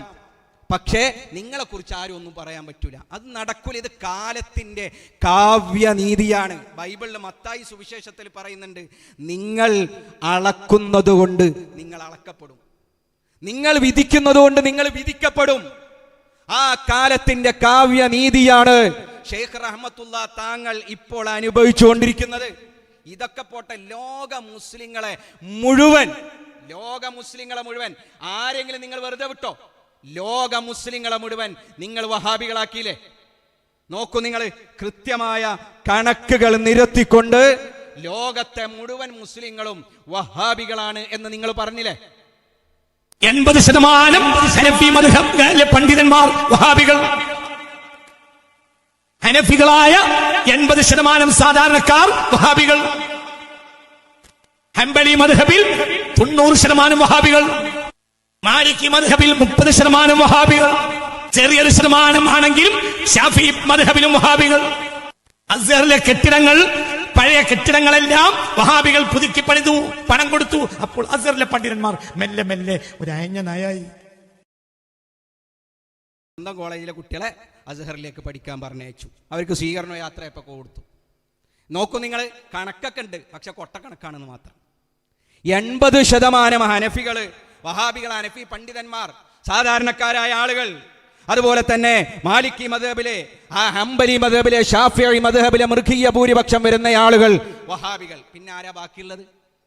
പിന്നാരാ ബാക്കിയുള്ളത്? പണ്ട് ശൈഖുന ശംസുൽ ഉലമ പറഞ്ഞതുപോലെ ഞാനും എൻ്റെ കെട്ടിയോളും മാത്രം സുന്നി, ബാക്കിയുള്ളതൊക്കെ വഹാബികൾ. ആ രീതിയിൽ എല്ലാവരെയും വഹാബികളാക്കിയില്ല നിങ്ങൾ. മാത്രമല്ല, കേട്ടു നോക്കൂ നിങ്ങൾ, ലോകത്തെ സുന്നി സൂഫികളിൽ 90% വഹാബികൾ. ഒരു 10% അദ്ദേഹം ഒഴിവാക്കിയിട്ടുണ്ട്. 90% വഹാബികൾ. ഇന്ന് ഉലമാക്കൾ ആകാൻ ശ്രമിക്കാണ്. എന്ത് ഇതാകാൻ ശ്രമിക്കാണ്. എന്നാൽ സലഫിവൽക്കരണം നടന്നു 100%. ഇന്നത്തെ സൂഫികളിൽ തന്നെ 90% സലഫികളാണ്, സൂഫികൾ. നോക്കൂ നിങ്ങൾ, അപ്പൊ ആരാണ് ബാക്കിയുള്ളത്? ഇദ്ദേഹത്തിന്റെ ചുറ്റുപാടുള്ള കുറച്ച് ആൾക്കാർ മാത്രം. അവർ മാത്രം സ്വർഗത്തിൽ. ആ സ്വർഗം വലിയ രസം ഉണ്ടാവുമോ? എല്ലാവരെയും വഹാബികളാക്കുക, എല്ലാവർക്കും ഈ ചാപ്പ കുത്തിക്കൊടുക്കുന്ന ദാബത്തുൽ അർദിനെ കുറിച്ച് പറയാറുണ്ടല്ലോ. അവസാന കാലത്ത് വരും ദാബത്തുൽ അർദ്, മുഅ്മിന്റെ നെറ്റിയിൽ മുഅ്മിൻ എന്നും കാഫിറിന്റെ നെറ്റിയിൽ കാഫിർ എന്നും ചാപ്പ കുത്തുന്ന പോലെ എല്ലാവർക്കും വഹാബിസത്തിന്റെ ചാപ്പ കുത്തിക്കൊടുക്കുന്നയാള് പറഞ്ഞ് അവസാനം അദ്ദേഹം എത്തിയത് എവിടെയാണ്? അവസാനം അദ്ദേഹം പറഞ്ഞു, ബഹുമാനപ്പെട്ട സമസ്ത കേരള ജംഇയ്യത്തുൽ ഉലമയുടെ ആദരണീയനായ അധ്യക്ഷൻ സയ്യിദ് മുഹമ്മദ് ജിഫ്രി മുത്തുക്കോയ തങ്ങൾ, അദ്ദേഹം വഹാബിയാണത്രേ. ഇപ്പൊ ജിഫ്രി തങ്ങൾ ഈ ആഴ്ച പറഞ്ഞ മുഴുവൻ തെറ്റാ, പച്ചത്തെറ്റ്. കാരണം തിർക്കുൽ മുവാലാത്ത് അതല്ല. ഞാൻ പിന്നെ അതെന്താ പറയാത്തത്? ഇന്നത്തെ പ്രഭാഷണത്തിൽ ഞാൻ സൂചിപ്പിച്ചു പറഞ്ഞിട്ടുണ്ട്. ഇന്നത്തെ പ്രഭാഷണത്തിൽ ജിഫ്രി തങ്ങൾക്ക് പറഞ്ഞ തെറ്റാണ്, സൂചിപ്പിച്ചിട്ടുണ്ട്, പേര് പറഞ്ഞിട്ടില്ല. പേര് പറയുമ്പോൾ ഒരു വിഷമുണ്ടല്ലോ. എനിക്കും അയാളൊരു ബഹുമാനം ഉണ്ടായിരുന്നു. പക്ഷെ ഇപ്പൊ പറഞ്ഞൊക്കെ വഹാബിയത്താണ്. അപ്പൊ നോക്കൂ നിങ്ങൾ, ജിഫ്രി തങ്ങൾ വഹാബിയായി. ഏത് ജിഫ്രി തങ്ങള്? സമസ്തയുടെ സുന്നിയായ അവസാനത്തെ പ്രസിഡന്റ് ജിഫ്രി തങ്ങളായിരിക്കും എന്ന് പ്രസംഗിച്ച അതേ നാവുകൊണ്ട് അദ്ദേഹം പറയുന്നു ജിഫ്രി തങ്ങൾ വഹാബിയാണ്. അപ്പൊ ഈ വോയിസ് മെസ്സേജ് പുറത്തു വന്നപ്പോ അതിനെ ന്യായീകരിച്ചുകൊണ്ട് അദ്ദേഹം പറഞ്ഞത്, ഇത് ഞാനൊരു സ്വകാര്യ സംഭാഷണം, ഞാൻ നേരത്തെ തുടക്കത്തിൽ സൂചിപ്പിച്ചല്ലോ, സീക്രട്ട് വാട്സപ്പ് ഗ്രൂപ്പിൽ പറഞ്ഞതാണ്. അത് ഏതോ ഒരു ജൂദാസ് അത് ചോർത്തിയതാണ് എന്നാണ് അദ്ദേഹത്തിന്റെ ന്യായീകരണം. അത് ഒന്ന് കേൾക്കാം. പിന്നെ സ്വകാര്യമായി നടത്തുന്ന ചില സംഭാഷണങ്ങൾ, സ്വകാര്യം ഒരാൾക്ക് അല്ലെങ്കിൽ വളരെ കുറഞ്ഞ ആളുകളുള്ള ഒരു ഗ്രൂപ്പിൽ വിടുന്ന ഒരു സ്വകാര്യമായ സംഭാഷണം, തികച്ചും നന്മ മാത്രം ഉദ്ദേശം നടത്തിയ പ്രഭാഷണം. ഇത് വ്യക്തമായി ഇപ്പൊ ഞാൻ പറഞ്ഞു. ആ പ്രഭാഷണം കേരളം മുഴുവനും ഒരു ജൂദാസ് അതിൽ നിന്ന് ചോർത്തി. അവൻ ജൂദാസാണ്, അവൻ എന്നോട് മാപ്പ് പറഞ്ഞു. എനിക്കറിയാം ആ ജൂദാസിനെ. ഇത് സ്വകാര്യമായ സംഭാഷണങ്ങൾ പരസ്യമാക്കാൻ പാടുണ്ടോ? കേരളത്തിലെ ഇന്നത്തെ സുന്നി നേതാക്കന്മാർ, അഹാബികളും സുഹാബികളുമായ സുന്നി നേതാക്കന്മാർ അയച്ച രഹസ്യമായ മെസ്സേജുകൾ, കൊല്ലങ്ങളായി കിടക്കുന്ന രഹസ്യമായ മെസ്സേജുകൾ എത്ര എണ്ണുണ്ട് എൻ്റെ ഈ മൊബൈലിൽ നിന്നൊക്കെ അറിയൂ? എത്ര എണ്ണം? ഒന്ന് ഞാൻ പുറത്താക്കിയാൽ കേരളം കത്തും. തങ്ങന്മാരെ കുറിച്ച് പറഞ്ഞത്, നേതാക്കന്മാരെ കുറിച്ച് പറഞ്ഞത്, യോഗത്തെ കുറിച്ച് പറഞ്ഞത്, യോഗങ്ങളിൽ എന്താണ് നടക്കുന്നതെന്ന് പറഞ്ഞത് പലതുണ്ട്. ലീഗിനെ കുറിച്ച് പറഞ്ഞത്, ലീഗ് നേതാക്കന്മാരെ കുറിച്ച് പറഞ്ഞ പല നൂറുകണക്കിന് രഹസ്യ മെസ്സേജുകൾ. അതൊക്കെ മനുഷ്യന് സ്വാഭാവികമായി തൻ്റെ കൂട്ടുകാരനോട് പറയുമ്പോൾ, തൻ്റെ അടുത്തൊരു ഗ്രൂപ്പിനോ സ്വാഭാവികമായി പറയുന്നതാണ്. അത് നശിപ്പിക്കാൻ വേണ്ടി പറയല്ല, സ്വാഭാവികം. അതാ കൂട്ടത്തിൽ ഒരു ജൂദാസ് പുറത്താക്കുക. ഇതിനേക്കാൾ വലിയ ജൂദാസിന്റെ പണി എന്താ? ഇതൊരു മുസ്ലിം മറ്റേ മുസ്ലിംക്ക് ഗ്രൂപ്പിലേക്ക് നിങ്ങൾക്കതിന്റെ കോലം കണ്ടാൽ തന്നെ അറിയൂലേ അതൊരു സ്വകാര്യ സംഭാഷണമാണ്. അതൊരാൾക്ക് കിട്ടിയാൽ നിസ്കാരത്തിന് ഇമാം നിൽക്കുന്ന, വെള്ളിയാഴ്ച പള്ളികളിൽ ഖുത്ബ ഓതുന്ന, നൂറുകണക്കിന് വിദ്യാർത്ഥികൾക്ക് ദർസ് നടത്തുന്ന തലേ കെട്ടിയ മോലിയന്മാരെ നിങ്ങൾ ഇത് പരസ്യപ്പെടുത്താൻ പാടുണ്ടോ? ഇത് അവിടെ നിങ്ങൾ പറയണ്ടേ ഇതൊരു സ്വകാര്യ സംഭാഷണമാണ്, സ്റ്റോപ്പ് ചെയ്യണം പറയണ്ടേ? ഒരാൾ പറഞ്ഞോ? നിങ്ങൾക്ക് എന്ത് ദീനാ? നിങ്ങൾക്ക് എവിടെ ദീനാ? നിങ്ങൾ ആരെ കൊല്ലാൻ വിചാരിച്ചാലും കൊല്ലും. നിങ്ങൾക്കതാണ് ദീന്. നിങ്ങളെ എല്ലാരും എനിക്കറിയാം, ഞാൻ പറയൂല. നൂറുകണക്കിന് രഹസ്യ മെസ്സേജുകൾ ഇതിലുണ്ട്. ഇതങ്ങോട്ട് പുറത്തായാൽ പലരും മുണ്ടും പൊക്കി ഓടേണ്ടി വരും. ഞാൻ പുറത്താക്കൂല. എന്തുകൊണ്ട്? ആ ജാതി തന്തക്ക് ഞാൻ ജനിച്ചിട്ടില്ല. എന്റെ തന്ത വേറെയാണ്. ഞാൻ ഈ ഉമ്മത്ത് നശിപ്പിക്കാൻ ഇറങ്ങിയതല്ല. ഞാൻ എൻ്റെ വാക്കുകൾ അവസാനിപ്പിക്കുന്നു. എൻ്റെ വാക്കിലോ എൻ്റെ രീതിയിലോ പണ്ടും നിങ്ങൾക്ക് വിഷമം ഉണ്ടായിട്ടുണ്ട്. ഒരു സ്വകാര്യ ഗ്രൂപ്പിൽ, അത് ഏതാ ഗ്രൂപ്പ്, ആ ഗ്രൂപ്പിലെ അംഗങ്ങൾ ആരാണ് എന്നൊക്കെ ബഹുമാനപ്പെട്ട ഷെയ്ഖ് റഹ്മത്തുള്ള ഇനി അടുത്ത പ്രസംഗത്തിൽ അത് വെളിപ്പെടുത്തണം. അല്ലെങ്കിൽ നേരത്തെ ചേർത്ത് പിടിച്ച ആളുകൾ അവരാണോ എന്ന് ജനങ്ങൾ സംശയിക്കും. അപ്പോൾ അത് നിങ്ങൾ വെളിപ്പെടുത്തണം. ഏതായിരുന്നാലും എന്താ അദ്ദേഹം പറയുന്നത്, ന്യായീകരണമാണ് വലിയ രസം. ഒരു സീക്രട്ട് ഗ്രൂപ്പിൽ രഹസ്യ ചർച്ചയിൽ പറഞ്ഞതാണ്, അത് പുറത്തു വിടാൻ പാടില്ലായിരുന്നു. അപ്പോൾ ഇദ്ദേഹത്തിൻ്റെ രഹസ്യമൊന്ന് വേറെ, പരസ്യമൊന്ന് വേറെ എന്നല്ല അതിൻ്റെ അർത്ഥം.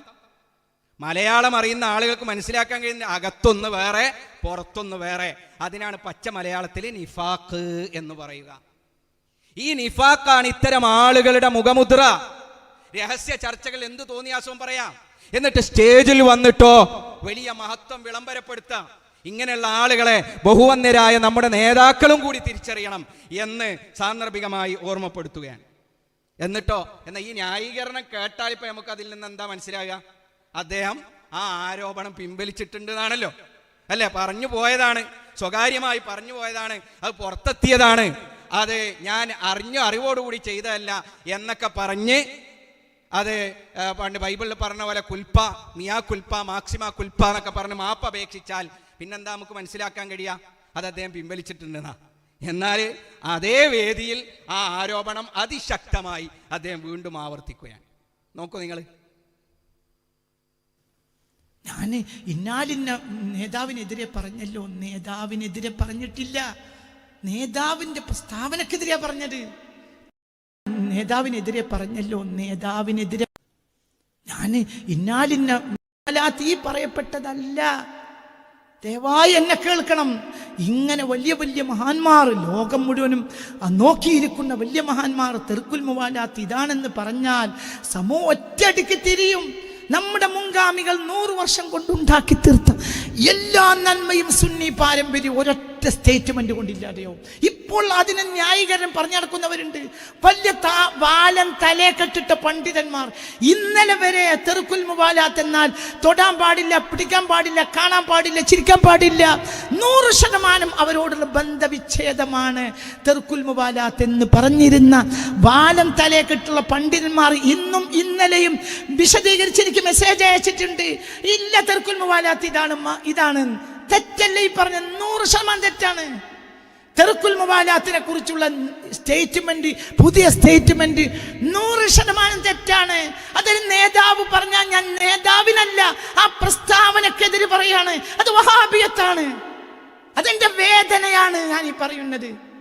അതിനെ തിരുത്തണം, തിരുത്തിയേ മതിയാകൂ, ഇല്ലെങ്കിൽ ഉമ്മത്ത് വഴി തിരിയും. എന്റെ പേടിയാണ് ഞാനീ പറഞ്ഞു, വല്ലാഹിൽ അലീം, എന്റെ ഭയമാണ്. ഒരിക്കലും അത് തെർക്കുൽ മുവാലാത്തല്ല, പിഴച്ചിട്ടുണ്ട്. ഇങ്ങനെ ന്യായീകരണം പറയരുത്, ഒരിക്കലും ന്യായീകരണം പറയരുത്, ഒരു കാരണവശാൽ ന്യായീകരണം പറയാൻ പാടില്ല, കാരണം തെറ്റാണ്.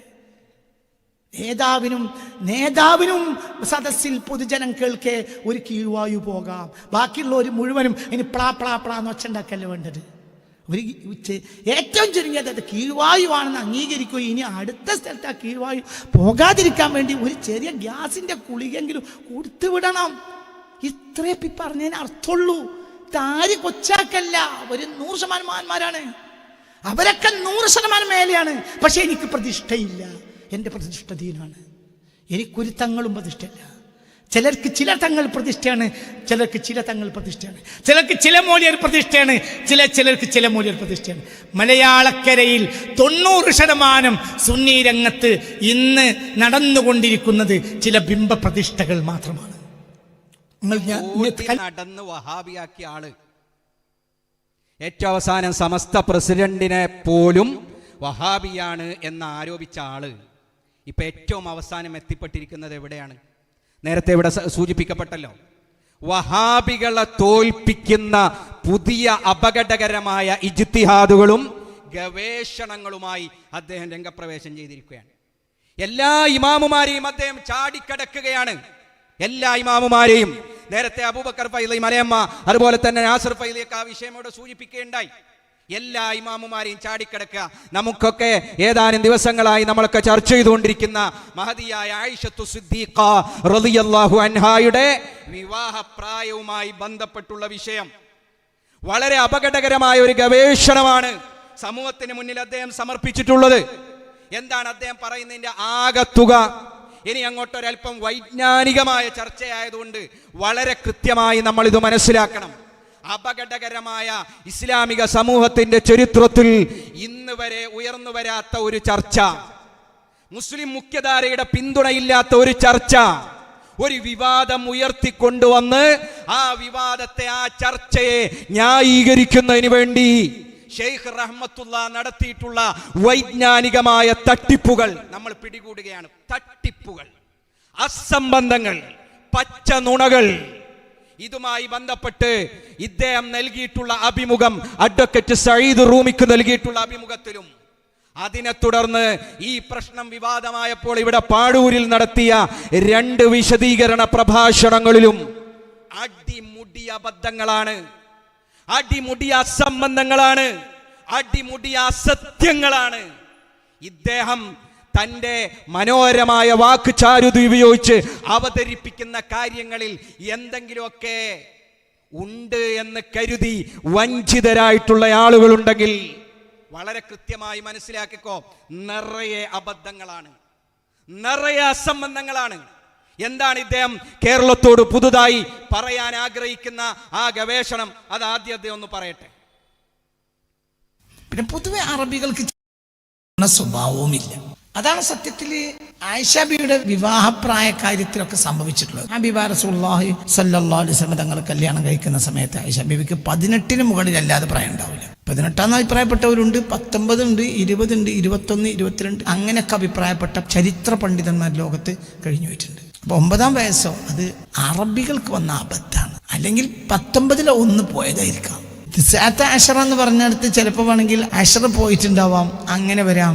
അല്ലാതെ ഒരിക്കലും ആയിഷ ബീവിക്ക് 9 വയസ്സല്ല, ഒരു ന്യായവും അങ്ങനെ വരാനില്ല.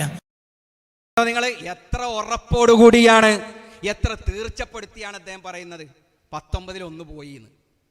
ഏത് കിതാബിലാണ് ഷെയ്ഖ് റഹ്മത്തുള്ള ഈ 19 അക്കത്തിൽ എഴുതുന്ന? ഏത് കിതാബിലാ? ഏത് കിതാബിലാ? പറയുന്നതിന് എന്തെങ്കിലുമൊക്കെ ഒരു ലോജിക്ക് വേണ്ടേ? മഹദിയായ ആയിഷത്തു സിദ്ദീഖ റളിയല്ലാഹു അൻഹാ തന്നെ വളരെ കൃത്യമായി പറഞ്ഞതാണ്. 6-ാം വയസ്സിലാണ് ഹബീബായ മുഹമ്മദുർ റസൂലുള്ളാഹി സല്ലല്ലാഹു അലൈഹി വസല്ലം തങ്ങളുമായി തന്റെ വിവാഹം നടന്നത്. 9-ാമത്തെ വയസ്സിലാണ് വീട്ടിൽ കൂടിയത്. ഇത് വളരെ കൃത്യമായി ആയിഷത്തു സിദ്ദീഖ റളിയല്ലാഹു അൻഹാ പറഞ്ഞതല്ലേ? വേറെ ആരെങ്കിലും പറഞ്ഞതാണോ? അല്ലല്ലോ. ഇത് വളരെ കൃത്യമായി അസഹുൽ കുതുബി ബഅദ കിതാബില്ലാ എന്ന് ഇത്തിഫാഖുള്ള സഹീഹുൽ ബുഖാരിയിൽ, സഹീഹ് മുസ്ലിമിൽ മുത്തഫഖുൻ അലൈഹിയായി ഉദ്ധരിക്കപ്പെട്ട ഹദീസിലുള്ളതല്ലേ?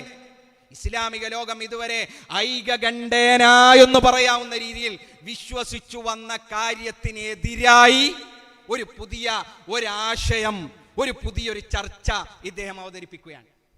അതിന് വളരെ മനോഹരമായ ഒരു ന്യായം അദ്ദേഹം പറയുന്നുണ്ട്. എന്താ ന്യായം? പുതിയ കാലഘട്ടത്തിൽ ആയിഷ ബീവി റളിയല്ലാഹു അൻഹയുടെ വിവാഹപ്രായം ഇവിടെയുള്ള നാസ്തികരായ ആളുകൾ, അതുപോലെ തന്നെ മതവിമർശകരായ ആളുകൾ, ലിബറലിസ്റ്റുകളായ ആളുകൾ, ഫെമിനിസ്റ്റുകളായ ആളുകൾ, ഇസ്ലാമിക വിരുദ്ധരായ ആളുകൾ ഈ വിവാഹത്തെ ദുരുപയോഗപ്പെടുത്തുന്നു. നബി സല്ലല്ലാഹു അലൈഹി വസല്ലം തങ്ങളെ അവഹേളിക്കാനും അപകീർത്തിപ്പെടുത്താനും ഈ ഒരു യാഥാർത്ഥ്യത്തെ ഉപയോഗപ്പെടുത്തുന്നു. അതുകൊണ്ട് നബി സല്ലല്ലാഹു അലൈഹി വസല്ലം തങ്ങളുടെ മഹത്വത്തെ സംരക്ഷിക്കാനും പ്രതിരോധിക്കാനും ഞാനിതാ പുതിയൊരു ഗവേഷണം അവതരിപ്പിക്കുകയാണ്. നേരത്തെ മലയമ്മ ഫൈൽ സൂചിപ്പിച്ച പോലെ വളരെ മനോഹരമായ ഒരു ആശയമാണ് കേട്ടാൽ. എന്നാൽ പട്ടിൽ പൊതിഞ്ഞ പാഷാണം പോലെ ഇസ്ലാമിന്റെ അടിത്തറ തകർക്കുന്ന വാദഗതിയാണിത്. ഇതേ വാദഗതിയാണ് ചേകനൂർ മൗലവി ഉദ്ധരിച്ചത്. ഇതേ വാദഗതിയാണ് ഇവിടെ ഖാദിയാനികൾ ഉദ്ധരിച്ചത്. ഇതേ വാദഗതിയാണ് മോഡേണിസ്റ്റുകളായ ആളുകൾ ഉദ്ധരിച്ചത്. എന്താണ് ഈ പറഞ്ഞ വാദവും? റഷീദ് റിളയെ പോലെയുള്ള, മുഹമ്മദ് അബ്ദുവിനെ പോലെയുള്ള, ജമാലുദ്ദീൻ അഫ്ഗാനിയെ പോലെയുള്ള മോഡേണിസ്റ്റുകളായ ആളുകൾ ഉയർത്തിയ വാദവും തമ്മിൽ എന്താ വ്യത്യാസമുള്ളത്? റഷീദ് റിള എന്താ പറഞ്ഞത്? വിശുദ്ധ ഖുർആനില് പ്രവാചകന്മാരുടെ മൊഴിജിസത്തുകൾ ഉദ്ധരിക്കുന്ന ആയത്തുകൾ ഇല്ലായിരുന്നുവെങ്കിൽ കൂടുതൽ പാശ്ചാത്യർ ഇസ്ലാമിലേക്ക് കടന്നു വരുമായിരുന്നു. അതുകൊണ്ട് അത് ഡിലീറ്റാക്കി കളഞ്ഞാൽ കൂടുതൽ ആളുകൾ ഇസ്ലാമിലേക്ക് കടന്നു വരുന്നു പറഞ്ഞു റഷീദ് റിള. എന്തിനേറെ പറയണം, നമ്മുടെ കേരളത്തിൽ കോഴിക്കോട് CN അഹമ്മദ് മൗലവി പറഞ്ഞ ആശയങ്ങളും ഷെയ്ഖ് റഹ്മത്തുള്ള പറയുന്ന ആശയങ്ങളും തമ്മിൽ എന്താ വ്യത്യാസമുള്ളത്? അദ്ദേഹം പറഞ്ഞ ഒരു ഉദാഹരണം നോക്കൂ നിങ്ങൾ. ചെങ്കടൽ പിളർന്നു, മഹാനായ മൂസ നബി അലൈഹി ഇസ്ലാമിന്റെ മുഅ്ജിസത്ത് മുഖേന അദ്ദേഹം തന്റെ വടി കൊണ്ട് അടിച്ചപ്പോ ചെങ്കടൽ പിളർന്നു. ഇത് ഖുർആനിൽ വളരെ നസ്സായി പറഞ്ഞതാണ്. പക്ഷേ ചെങ്കടൽ ഒരു വടി കൊണ്ടടിച്ചാൽ ഇത്രയും വലിയ കടൽ പിളരുക എന്ന് പറഞ്ഞാൽ അത് പുതിയ കാലഘട്ടത്തിൽ ആളുകൾക്ക് മനസ്സിലാക്കാനും ഉൾക്കൊള്ളാനും പ്രയാസമാണ്. അതുകൊണ്ട് അദ്ദേഹം അതിനെ വ്യാഖ്യാനിച്ചു, വെള്ളം ഇല്ലാത്ത സ്ഥലങ്ങളിൽ, ചെങ്കടലിൽ വെള്ളം കുറഞ്ഞ സ്ഥലങ്ങളിലൂടെ തൻ്റെ കയ്യിലുള്ള വടി കുത്തി മൂസാ നബി നടന്നുപോയി. അങ്ങനെ വ്യാഖ്യാനിച്ചു. എന്തിനാണ്? പുതിയ കാലത്തെ തൃപ്തിപ്പെടുത്താൻ. എന്ന് പറഞ്ഞാൽ ചെരുപ്പിനൊത്ത് കാല് മുറിക്കുന്ന അബദ്ധം, ചെരുപ്പിനൊത്ത് കാല് മുറിക്കുക. അതുപോലെ തന്നെ തൊപ്പിക്കൊത്ത് തല ചെത്തുക, തലക്കൊത്ത തൊപ്പി വാങ്ങണം. അതുപോലെ തന്നെ ചെരുപ്പ് കാലിനൊത്ത ചെരുപ്പ് വാങ്ങണം. അതാ ബുദ്ധി, അതാ ബുദ്ധി. അതിന് പകരം കാലിനൊത്ത് ചെരുപ്പ് മുറിക്കുന്നു, തലക്കൊത്ത് തൊപ്പി ചെത്തുന്നു. ഇങ്ങനെ ചെത്തി ചെത്തി ചെത്തി പോയാൽ എന്താ സംഭവിക്കുക? പണ്ട് മഹാനായ നാട്ടിക ഉസ്താദ് വഹാബികളോട് പറഞ്ഞൊരു വാക്കുണ്ട്, നിങ്ങളെങ്ങനെ തൊപ്പിക്കനുസരിച്ച് തല ചെത്തരുത്. കാരണം നിങ്ങളെ തല കൊണ്ട് ഞങ്ങൾക്ക് പ്രത്യേകിച്ച് ഒരു പ്രയോജനം ഇല്ലെങ്കിലും നിങ്ങളുടെ കൈ കൊണ്ടും ചൂണ്ട് വിരലുകൊണ്ടും ഞങ്ങൾക്ക് പ്രയോജനമുണ്ട്. നാട്ടി ഉസ്താദ് ഒരേ സമയം രാഷ്ട്രീയക്കാരനായിരുന്നു. അപ്പോൾ വോട്ട് ചെയ്യാൻ ഞങ്ങളെ വേണം, അതുകൊണ്ട് ആ ഒരു ആവശ്യ പ്രയോജനം തല ഉണ്ടെങ്കിലല്ലേ അത് പറ്റുള്ളൂ എന്ന് പറഞ്ഞ പോലെ ഷെയ്ഖ് റഹ്മത്തുള്ള വളരെ വിനയത്തോടുകൂടി പറയുന്നു, നിങ്ങളുടെ തല കൊണ്ട് ഞങ്ങൾക്ക് വലിയ ആവശ്യമൊന്നും ഇല്ലെങ്കിലും നിങ്ങളുടെ കൈയും അതുപോലെ തന്നെ ചൂണ്ടുവിരൽ ഞങ്ങൾക്ക് ആവശ്യമുണ്ട്. കാരണം പഞ്ചായത്ത് തെരഞ്ഞെടുപ്പല്ലേ കഴിഞ്ഞിട്ടുള്ളൂ, നിയമസഭാ തെരഞ്ഞെടുപ്പും പാർലമെന്റ് തെരഞ്ഞെടുപ്പൊക്കെ വരുന്നുണ്ട്. അപ്പോ തൊപ്പിക്കനുസരിച്ച് വല്ലാതെ തല ചെത്തരുത്. ചെത്തി ചെത്തി അവസാനം തല ഉണ്ടാവില്ല. എങ്ങനെ ചെത്തിയാലും പുതിയ കാലത്തെ മോഡേണിസ്റ്റുകളെ തൃപ്തിപ്പെടുത്താൻ നിങ്ങൾക്ക് കഴിയില്ല. ഇനിയിപ്പോൾ ആയിഷ ബീവിയുടെ വയസ്സ് 18 എന്ന് നിങ്ങൾ തലകുത്തി മറിഞ്ഞ് സ്ഥാപിച്ചു എന്ന് വെക്കുക. ഈ 2026 പെൺകുട്ടികളുടെ വിവാഹപ്രായം ചുരുങ്ങിയത് ഒരു മീഡിയം ലെവലിൽ 18 എന്ന് ലോകം മുഴുവൻ അംഗീകരിച്ചൊരു യാഥാർത്ഥ്യമാണ് എന്നൊക്കെ വെക്കുക. ഇനി ഒരു 10 കൊല്ലം കഴിഞ്ഞാൽ ഈ 18 തന്നെ അത് നിൽക്കുമോ? നിൽക്കൂല. നേരത്തെ 18 ആയിരുന്നോ? അല്ല, നേരത്തെ 18 ആയിരുന്നില്ല, ഇപ്പൊ 18ലേക്ക് വളർന്നതാ. ഇനി ഒരു 10 കൊല്ലം കഴിഞ്ഞാൽ അതൊരു പക്ഷെ 28 ആവും, 30 ആകും. അപ്പൊ എന്ത് ചെയ്യും? അപ്പൊ ചെത്താൻ തല വേണ്ടേ? അപ്പൊ എന്ത് ചെയ്യും? ഇങ്ങനെ ചെത്തി ചെത്തി ഇനി ഇത് ആയിഷ ബീവിയുടെ വിവാഹപ്രായം ഒപ്പിച്ചു എന്ന് വെക്കുക. അപ്പൊ അടുത്ത വിഷയം വരും നബി സല്ലല്ലാഹു അലൈഹി വസല്ലം തങ്ങളുടെ ബഹുഭാര്യത്വം. അപ്പൊ വീണ്ടും ചെത്തേണ്ടി വരും. അങ്ങനെ ചെത്തുന്ന ആൾക്കാരുണ്ട്. CH മുസ്തഫ മൗലവി ഉണ്ടല്ലോ, ആകെ ഖദീജ ബീവി റളിയല്ലാഹു അൻഹ മാത്രമായിരുന്നു നബി സല്ലല്ലാഹു അലൈഹി വസല്ലം തങ്ങളുടെ ഭാര്യ. ബാക്കി ഭാര്യമാരാണ് എന്ന് പറയപ്പെടുന്ന ആളുകളൊക്കെ നബി സല്ലല്ലാഹു അലൈഹി വസല്ലം തങ്ങളുടെ സ്വഹാബി വനിതകളായിരുന്നു. അങ്ങനെ ചെത്തുന്ന പല ആൾക്കാരുണ്ട്. ഇത് പുതിയൊരു ഗവേഷണമൊന്നുമല്ല, അത് നിങ്ങൾക്ക് തോന്നുന്നതാണ്. നിങ്ങളെന്തോ സംഭവമാണ് എന്ന് നിങ്ങൾക്ക് തോന്നുന്നതാണ്. ഇത് കേൾക്കുന്ന ബുദ്ധിയുള്ള ആളുകൾക്ക് അങ്ങനെയല്ല തോന്നുന്നത്. അത് നിങ്ങൾ മനസ്സിലാക്കണം. ആ ഒരു താൻ എന്തോ വലിയ സംഭവമാണ്. രണ്ടാമത്തെ വിശദീകരണ പ്രഭാഷണം തുടങ്ങുന്നത് തന്നെ ഏകദേശം ആദ്യത്തെ 5 മിനിറ്റ് നിങ്ങൾ കേട്ടാൽ അറിയാം താൻ ഇനി നടത്താൻ പോകുന്ന പ്രഭാഷണത്തിന്റെ മഹിമ. ലോകം നിലനിൽക്കുന്ന കാലം മുഴുവൻ കേൾക്കപ്പെടാൻ പോകുന്ന ഒരു പ്രഭാഷണത്തിന്റെ ആമുഖമാണ് ഞാൻ ഈ പറയുന്നത് എന്ന് പറഞ്ഞുകൊണ്ടാണ് തുടങ്ങിയത്. അങ്ങനെ തന്നെക്കുറിച്ച്, തൻ്റെ വിവരത്തെക്കുറിച്ചൊക്കെയുള്ള ഈ താൻ പോരിമുണ്ടല്ലോ, ഇതൊന്നും ഒരു പുതിയ കാര്യമല്ല. നിങ്ങൾ അവതരിപ്പിക്കുന്ന കാര്യങ്ങൾ ഞാൻ നേരത്തെ പറഞ്ഞല്ലോ. ഒരു സ്മാർട്ട് ഫോണും നെറ്റ് കണക്ഷനും ഉണ്ടെങ്കിൽ ആർക്കും അറിയാവുന്ന കാര്യമാണ്. അത് മാത്രമല്ല, നിങ്ങളെപ്പോലെ അത് നന്നായി സെർച്ച് ചെയ്ത് കണ്ടെത്താൻ കഴിയുന്ന പ്രൈവറ്റ് സെക്രട്ടറിമാരും സഹായികളൊക്കെ ഉണ്ടെങ്കിൽ ആർക്കും അവതരിപ്പിക്കാൻ കഴിയുന്ന കാര്യം. ഇതൊന്നും പുതിയ ഗവേഷണമൊന്നല്ല. ഇഷ്ടം പോലെ സമാനമായ ഗവേഷണങ്ങൾ ഇന്റർനെറ്റിൽ കാണാൻ കഴിയും. അത് നിങ്ങൾ കോപ്പി ചെയ്തതാണ്, കോപ്പി അടിച്ചതാണ്. പക്ഷെ നന്നായി മാന്യമായി കോപ്പി പേസ്റ്റ് ചെയ്യാൻ പോലും നിങ്ങൾക്കറിയില്ല എന്നതാണ് യാഥാർത്ഥ്യം. അതാണ് യാഥാർത്ഥ്യം. അങ്ങനെ മഹദിയായ ആയിഷത്തു സിദ്ദീഖ റളിയല്ലാഹു അൻഹായുടെ വിവാഹപ്രായവുമായി ബന്ധപ്പെട്ട് ഒരു പുതിയ വിവാദം ഇവിടെ ഉണ്ടാക്കി എന്ന് മാത്രമല്ല, അത് തൻ്റെ ഒരു അഭിപ്രായമായി രേഖപ്പെടുത്തുകയോ അത് പൊതുസമൂഹത്തിന്റെ ചർച്ചയ്ക്ക് വിടുകയോ ചെയ്യുന്നതിന് പകരം ഇതാണ് സത്യം, ഇതു തന്നെയാണ് സത്യം എന്ന് ആധികാരികമായി പ്രഖ്യാപിച്ചു. ഒരു തവണയല്ല, അനേകം തവണ. ഇത് ഞാൻ പറയുന്നത് എന്താണെന്നറിയോ? ഇത് വിവാദമായതിന് ശേഷം നടന്നിട്ടുള്ള വിശദീകരണങ്ങൾ ഇങ്ങനെ കിടന്നു ഉരുളുന്നുണ്ട്. ഞാൻ പറഞ്ഞതു തന്നെ സത്യമായിരിക്കണം എന്ന വാശിയൊന്നും എനിക്കില്ല, ഞാനൊരു അഭിപ്രായം പറഞ്ഞതാണ് എന്നൊക്കെ പറഞ്ഞു ഉരുളുന്നുണ്ട്. പക്ഷെ ഇതുവരെ നിങ്ങൾ അങ്ങനെയല്ല പറഞ്ഞത്.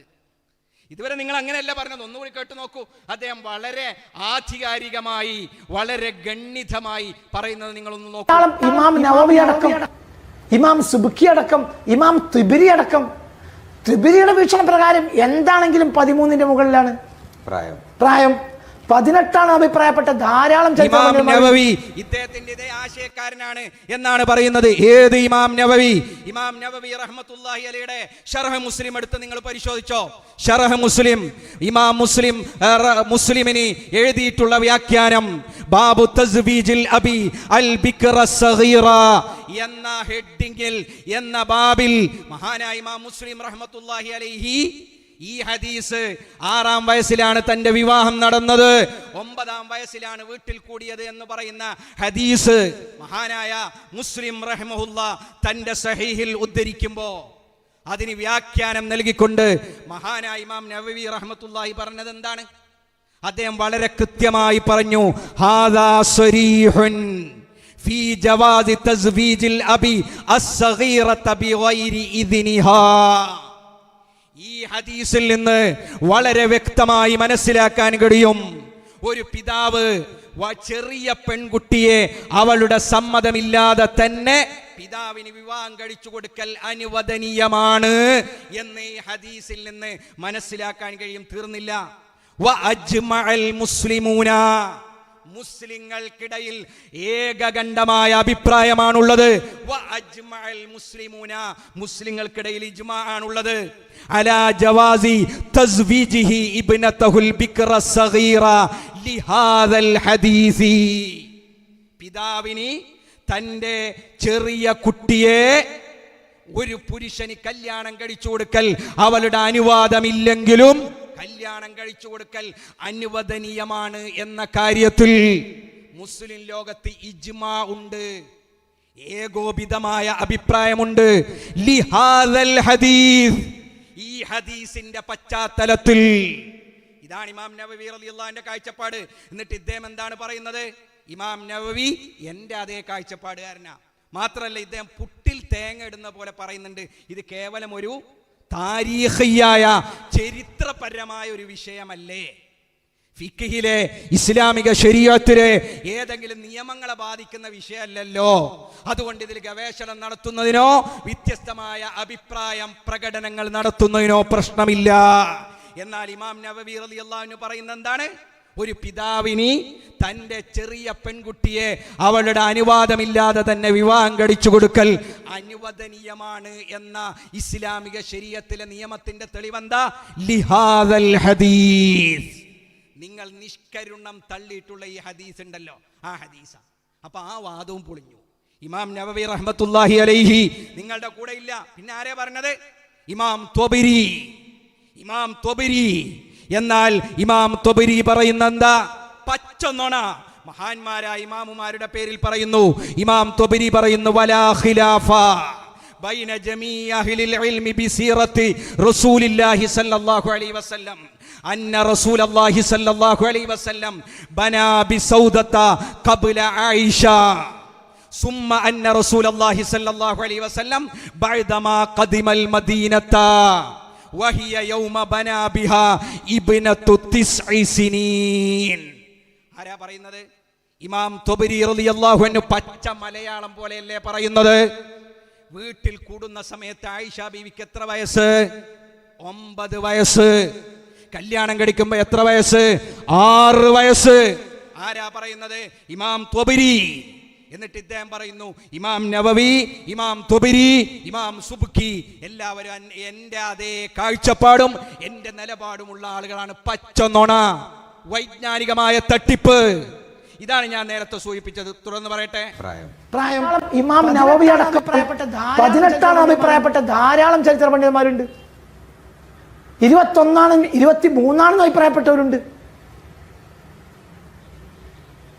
15 വയസ്സായ സമയത്ത് ഫാത്തിമ ബീവിയെ കല്യാണം കഴിക്കാൻ അന്വേഷിച്ച് വരികയാണ് സിദ്ദീഖുൽ അക്ബർ. അപ്പൊ നബി പറയാണ്, അതൊരു ചെറിയ പെണ്ണല്ലേ, അതൊരു ചെറിയ പെണ്ണല്ലേ എന്ന് പറയുന്ന നബി സിദ്ദീഖിനേക്കാൾ വയസ്സുള്ള സിദ്ദീഖുൽ അക്ബറിന്റെ 9 വയസ്സായ മകളെ കെട്ടുന്നു. ഈ ഭൂലോകത്തിലൊക്കെ സങ്കല്പിക്കാൻ കഴിയും. അപ്പൊ അവിടെ സംതിങ് റോങ്. ചരിത്രത്തിൽ എഴുതിയെടുത്ത്, വർഷം എഴുതിയെടുത്ത് ഭീമമായ അബദ്ധം. ചില പണ്ഡിതന്മാരുടെ വീക്ഷണം 19 എഴുതിയെടുത്ത് 10 പോയിട്ടുണ്ടാവും. അങ്ങനെയും വന്നേക്കാം. പക്ഷെ നമ്മളെ പുസ്തകങ്ങളിൽ നിന്ന് മാറ്റേണ്ട സമയമില്ല. അപ്പോൾ അല്ല, മാറ്റേണ്ട സമയമായി എന്ന് പറഞ്ഞാൽ പണ്ഡിതന്മാർ ഈ വിഷയത്തിൽ ഗവേഷണം നടത്തണം. ഞാൻ നടത്തിയ ഗവേഷണമാണ് ഈ പറയുന്നത്. ഇതാണ് ശരി, ഇത് സത്യമാണ്. ഇതിന്റെ അപ്പുറം വേറൊരു അഭിപ്രായമില്ല. ഗണ്യതമായി അദ്ദേഹം പ്രഖ്യാപിക്കുകയാണ്. കുറച്ച് ഒരു പടി കൂടി കടന്ന് അദ്ദേഹം പറയുന്നത് ഒന്നുകൂടി കേൾക്കൂ നിങ്ങൾ. മുൻകാലത്തെ എഴുതി വെച്ചത് തെറ്റാണെന്ന് ബോധ്യപ്പെട്ടാൽ എന്ത് പ്രശ്നമാണ്? തിരുത്തുന്നതിൽ എന്താണ്? ഇതല്ലേ സത്യം? ഇവിടെ ബുഖാരി പറഞ്ഞത് തന്നെ ശരിയാക്കുക എന്നതല്ലല്ലോ, നബിയുടെ ശരിയാണെന്ന് അറിയിച്ചു കൊടുക്കല്ലേ വേണ്ട. നബി സല്ലല്ലാഹു അലൈഹി വസല്ലമയെ പഴിക്കപ്പെട്ടാലും വേണ്ടില്ല, ബുഖാരി അത് ശരിയാക്കണം. അത് ഇവിടുത്തെ ന്യായമാണ്. അതിലൊരു പ്രശ്നം എന്ന് വെച്ചാൽ ബുഖാരി തെറ്റാന്ന് പറഞ്ഞാൽ പിന്നെ പലതും നമുക്ക് തെറ്റാന്ന് പറയേണ്ടി വരും. അല്ല, ഞാൻ തെറ്റ് ശരിയെന്ന് പറയല്ല, തെറ്റിലേക്ക് ഇനിയും ചർച്ച നടത്തിയിട്ടൊരു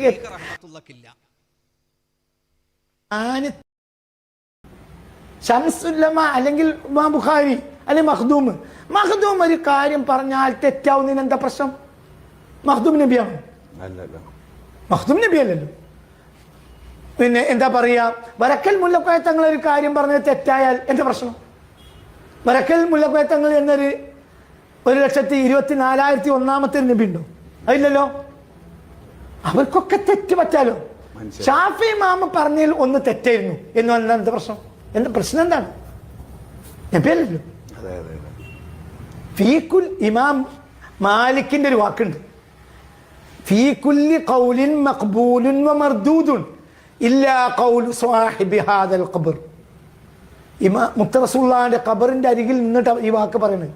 ഫീകുല്ലി ഖൗലിൻ മഖ്ബൂലുൻ വമർദൂദുൻ, ആര് പറഞ്ഞതിലും സ്വീകരിക്കപ്പെടേണ്ടതും തള്ളപ്പെടേണ്ടതും ഉണ്ടാകും. ഇല്ലാ ഖൗലു സ്വാഹിബി ഹാദൽ ഖബർ, ഈ ഖബറിൽ കിടക്കുന്ന ആളുടെ വാക്കിൽ മാത്രം അങ്ങനെയില്ല.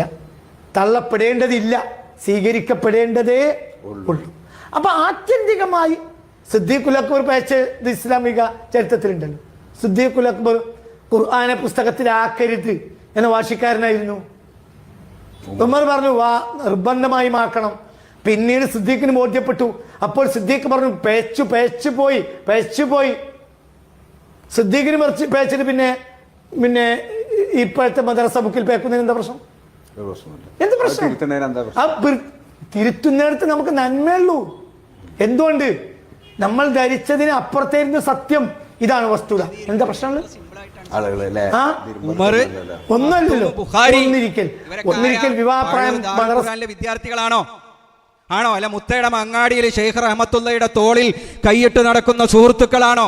ഷെയ്ഖ് റഹ്മത്തുള്ള മടിയിലെത്തി പേരിട്ട ആൾക്കാരാണോ? അബൂബക്കർ, ഉമർ, മഖ്ദൂം, ബുഖാരി. നഅൂദുബില്ലാ. എത്ര അദബ് കെട്ട വർത്തമാനവും ശൈലിയുമാണിത്. ഇത് സാധാരണക്കാരായ ആളുകൾ നമുക്ക് പോലും ഇത് ഉൾക്കൊള്ളാൻ കഴിയുമോ? ഞാൻ വിശദീകരിക്കുന്നില്ല. ഈ രീതിയിലെ മഹാരഥന്മാരായ ആളുകൾ അവഹേളിച്ചും ഇമാമുമാരെ ചാടിക്കടന്നും ഈ ഒരു പുതിയ ഗവേഷണം ഇവിടെ അവതരിപ്പിച്ചു. മാത്രമല്ല, അദ്ദേഹത്തിന്റെ പുസ്തകം ദീർഘകാലത്തെ ഗവേഷണങ്ങളുടെ ഫലമായി പ്രസിദ്ധീകരിക്കപ്പെട്ടു എന്ന് സ്വയം അവകാശപ്പെടുന്ന പുസ്തകം. ആ പുസ്തകത്തിൽ നിറവ് എന്ന പേരുള്ള പുസ്തകം.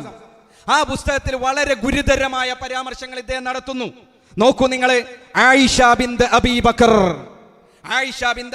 റളിയല്ലാഹു അൻഹു എന്ന് പറയുന്ന ആ ശീർഷകത്തിൽ അദ്ദേഹം പറയുന്ന ചില കാര്യങ്ങൾ ഈ പുസ്തകം കാണുന്ന ആളുകൾക്ക് കാണാം. ഈ പുസ്തകത്തിന്റെ ഹെഡിങ് ആയിഷ ബിൻത് അബീ ബക്കർ ഇംഗ്ലീഷിലാണ്, ബാക്കിയൊക്കെ മലയാളത്തിൽ. അതിന്റെ ഇടയിൽ വരുന്ന പേരുകൾ ഇംഗ്ലീഷിൽ, ADBC ഒക്കെ ഇംഗ്ലീഷിൽ. ഇങ്ങനെ ഏതെങ്കിലും ഒരു നല്ല കെട്ടും മട്ടുള്ള പുസ്തകത്തിൽ നിങ്ങൾ കണ്ടിട്ടുണ്ടോ? കുറെ ഇംഗ്ലീഷ്, കുറെ മലയാളം. ഇംഗ്ലീഷ് ഉദ്ധരിക്കുന്നതല്ല, പേര് ഇടക്ക് ഇംഗ്ലീഷ് ഇടക്ക് മലയാളം. എന്നിട്ട് ഇതിനെക്കുറിച്ചാണ് ലോക പ്രശസ്തമായിട്ടുള്ള ഗവേഷണം എന്ന് സ്വയം അവകാശപ്പെടുന്നത്. ഒരു അക്കാഡമിക് റൈറ്റിംഗിന്റെ ഒരു വാല്യൂ മാനദണ്ഡവും പാലിക്കാത്ത ഈ പുസ്തകത്തിൽ പറയുന്ന നോക്കൂ നിങ്ങൾ. തിരുദൂതർ സല്ലല്ലാഹു അലൈഹി വസല്ലമ തങ്ങളുടെ വ്യക്തി ജീവിതത്തിൽ മനഃപൂർവ്വം കരിവാരി തേക്കുവാൻ അവിടുന്ന് തിരികൊളുത്തിയ ധാർമ്മിക വിപ്ലവത്തെ ഭയപ്പെടുന്ന പൈശാചിക അധാർമിക നവലിബറൽ വാദികൾ ഉന്നയിക്കാറുള്ള പ്രധാനപ്പെട്ട കുപ്രചരണമാണ് AD 614 ജനിച്ച ആയിഷ ബിൻത് അബീ ബക്കർ ഡെഡ് AD 678, അതിൻ്റെ ഇടയിൽ ഇംഗ്ലീഷ്. അവരെ AD 620 അവരുടെ 6-ാം വയസ്സിൽ തിരുദൂതർ സല്ലല്ലാഹു അലൈഹി വസല്ലം വിവാഹം ആലോചിക്കുകയും AD 622 ആ ബാലികയുടെ 9-ാം വയസ്സിൽ അവിടുന്ന് ദാമ്പത്യം ആരംഭിക്കുകയും ചെയ്തു എന്നുള്ളത് ഇത് ഇവിടെയുള്ള പൈശാചിക അധാർമിക നവലിബറൽ വാദികൾ ഉന്നയിക്കാറുള്ള പ്രധാനപ്പെട്ട കുപ്രചരണമാണ് എന്ന്. നോക്കൂ നിങ്ങൾ, ഒരു ചരിത്ര വസ്തുത എങ്ങനെയാണ് വളച്ചൊടിക്കുന്നത്. മഹാനായ അൽ ഹാഫിൽ ഇബ്നു അബ്ദുൽ ബർ, മഹാനായ ഇമാം അൽ ഹാഫിൽ ഇബ്നു അബ്ദുൽ ബർ തന്റെ ഇസ്തിയാബ് എന്ന് പറയുന്ന ഗ്രന്ഥത്തിൽ ലാ അഅലമുഹും ഇഖ്തലഫു ഫീ ദാലിക, ആയിഷ ബീവി റളിയല്ലാഹു അൻഹയുടെ വിവാഹം 6-ാം വയസ്സിലായിരുന്നു, വീട്ടിൽ കൂടിയത് 9-ാം വയസ്സിലായിരുന്നു എന്ന കാര്യത്തിൽ പണ്ഡിതന്മാർക്കിടയിൽ അഭിപ്രായാന്തരമുള്ളതായി എനിക്കറിയില്ല. ആരാ പറയുന്നത്? ഇമാം അൽ ഹാഫിൽ ഇബ്നു അബ്ദുൽ ബർ. നിങ്ങൾ പരിശോധിച്ചു നോക്കൂ. മഹാനായ അൽ ഹാഫിൽ ഇബ്നു കസീർ റഹിമഹുല്ലാഹ് അദ്ദേഹം പറയുന്നത് തസവ്വജഹ വഹിയ ഇബ്നതു 6 സിനീൻ, 6-ാം വയസ്സിലാണ് നബി സല്ലല്ലാഹു അലൈഹി വസല്ലം തങ്ങൾ അവരെ കല്യാണം കഴിച്ചത്. വബനാ ബിഹാ വഹിയ ഇബ്നതു 9, 9-ാം വയസ്സിലാണ് വീട്ടിൽ കൂടിയത്. മാലാ ഖിലാഫ ഫീഹി ബൈനൻ നാസ്, മുസ്ലിങ്ങൾക്കിടയിൽ ഇതിൽ അഭിപ്രായ വ്യത്യാസമില്ല. കാരണം വഖദ് സബത ഫി സിഹാഇ വഗൈരിഹാ, സിഹാഉ സിത്തയിലും മറ്റ് ഹദീസ് ഗ്രന്ഥങ്ങളിലും ഇത് ആധികാരികമായി സ്ഥിരീകരിക്കപ്പെട്ടിട്ടുണ്ട് എന്ന് മഹാനായ ഹാഫിദ് ഇബ്നു കസീർ റഹിമഹുല്ലാഹ് പറയുന്ന ഈ കാര്യത്തെക്കുറിച്ച് ഇയാൾ പറയുന്ന എന്താ? പൈശാചിക അധാർമിക നവലിബറൽ വാദികൾ ഉന്നയിക്കാറുള്ള കുപ്രചരണം തീർന്നില്ല. ഇതിന്റെ 113-ാമത്തെ പേജിൽ 113-ാമത്തെ പേജിൽ ഇദ്ദേഹം പറയുന്നു, സഹീഹുൽ ബുഖാരിയിൽ സഹീഹ് മുസ്ലിമിൽ അബദ്ധം സംഭവിച്ചിരിക്കുന്നു. നഊദു ബില്ലാഹ്. സഹീഹുൽ ബുഖാരിയിലെ സഹീഹ് മുസ്ലിമിൽ അബദ്ധം സംഭവിച്ചിരിക്കുന്നു. ഇങ്ങനെ പറയുമ്പോൾ തകരുന്നത് എന്താണ്? പരിശുദ്ധമായ ദീനിന്റെ അടിത്തറയല്ലേ? ഇതാരുടെ കയ്യിലാണ് ഇസ്ലാമിനെ അടിക്കാനുള്ള വടി കൊടുക്കുന്നത്? ഇവിടെയുള്ള ഇസ്ലാമിന്റെ ശത്രുക്കൾക്ക് അടിക്കാനുള്ള വടി കൊടുത്തുകൊണ്ട് ഇയാൾ പറയുകയാണ്, മഹദി ആയിഷ റളിയല്ലാഹു അൻഹയുടെ ജനന വർഷമായി AD 614 കണക്കാക്കപ്പെടുന്നത് പിൽക്കാലഘട്ടത്തിൽ വന്നു ചേർന്ന പിഴവായി മാത്രമേ ഇത്തരത്തിൽ നമുക്ക് മനസ്സിലാക്കാൻ കഴിയൂ. മുസ്ലിം സമൂഹം തങ്ങളുടെ മതപരമായ വിധികൾക്ക് ആധാരമായി ഉപയോഗിക്കുന്ന, ശരിക്കും ശ്രദ്ധിക്കണം, സഹീഹുൽ ബുഖാരി, സഹീഹ് മുസ്ലിം എന്നിവയിലും മഹദി ആയിഷ റളിയല്ലാഹു അൻഹയുടെ വിവാഹപ്രായത്തെക്കുറിച്ചുള്ള അബദ്ധധാരണകൾ ഇത്തരത്തിൽ ആവാൻ മാത്രമേ തരമുള്ളൂ. സഹീഹുൽ ബുഖാരിയിലെ സഹീഹ് മുസ്ലിമിൽ അബദ്ധമുണ്ട് എന്ന കാര്യത്തിൽ അദ്ദേഹത്തിന് ഒരു സംശയമില്ല. 121-ാമത്തെ പേജ് ഞാൻ വിശദീകരിക്കുന്നില്ല. 121-ാമത്തെ പേജ് ഒരു വിശദീകരണം ആവശ്യമില്ലാതെ തന്നെ ഈ ഉത്ബുദ്ധമായ സദസ്സിന് ഈ കാര്യങ്ങളൊക്കെ കൃത്യമായി മനസ്സിലാകുമല്ലോ. 121-ാമത്തെ പേജിൽ വളരെ ഗുരുതരമായ മറ്റൊരു കാര്യം കൂടി അദ്ദേഹം ചെയ്യുന്നു.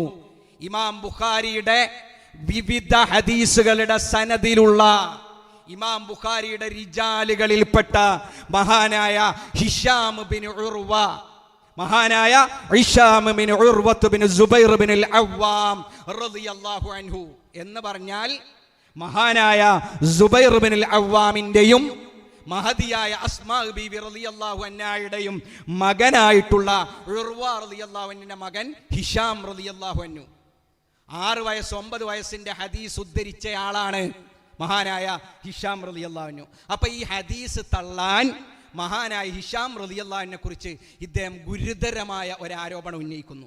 നോക്കൂ നിങ്ങൾ, ഇതൊക്കെ വിശ്വാസികൾക്ക് ഉൾക്കൊള്ളാൻ കഴിയുമോ? ഇദ്ദേഹം പറയുന്ന എന്താ? പിൽക്കാല ഹദീസ് റിപ്പോർട്ടർമാരിൽ ഒരാളായ ഹിഷാം ബിൻ ഉർവ രേഖപ്പെടുത്തിയ ഹദീസിൽ മാത്രമാണ് ആയിഷ റളിയല്ലാഹു അൻഹയുടെ വിവാഹപ്രായത്തെ സമയത്തെ പ്രായം 9 ആണെന്ന് രേഖപ്പെടുത്തിയിട്ടുള്ളത്. അടിസ്ഥാനപരമായ വിവരം പോലും ഇദ്ദേഹത്തിന് ഇല്ല. ഹിഷാം ബിൻ ഉർവയുടെ ഹദീസിലുള്ളത് ആയിഷ ബീവിയുടെ വിവാഹപ്രായം 9 ആണെന്നല്ല. ഇയാൾ ആവർത്തിച്ച് അത് പറയുന്നുണ്ട്. 6 ആണ് എന്നാണ് ഷെയ്ഖ് റഹ്മത്തുള്ളാഹ് പഠിച്ചു വെച്ച 6. വിവാഹപ്രായം 6, വീട്ടിൽ കൂടിയത് 9. ഇനി അത് മാറരുത്. ഇത് അടിസ്ഥാനപരമായി ഏത് ചെറിയ കുട്ടിക്കും അറിയുന്ന കാര്യമാണ്. അതിന് വലിയ ഗവേഷണമൊന്നും വേണ്ട. ഹിശാം ബിൻ ഉർവ മാത്രമാണ് ഈ ഹദീസ് രേഖപ്പെടുത്തിയിട്ടുള്ളത്.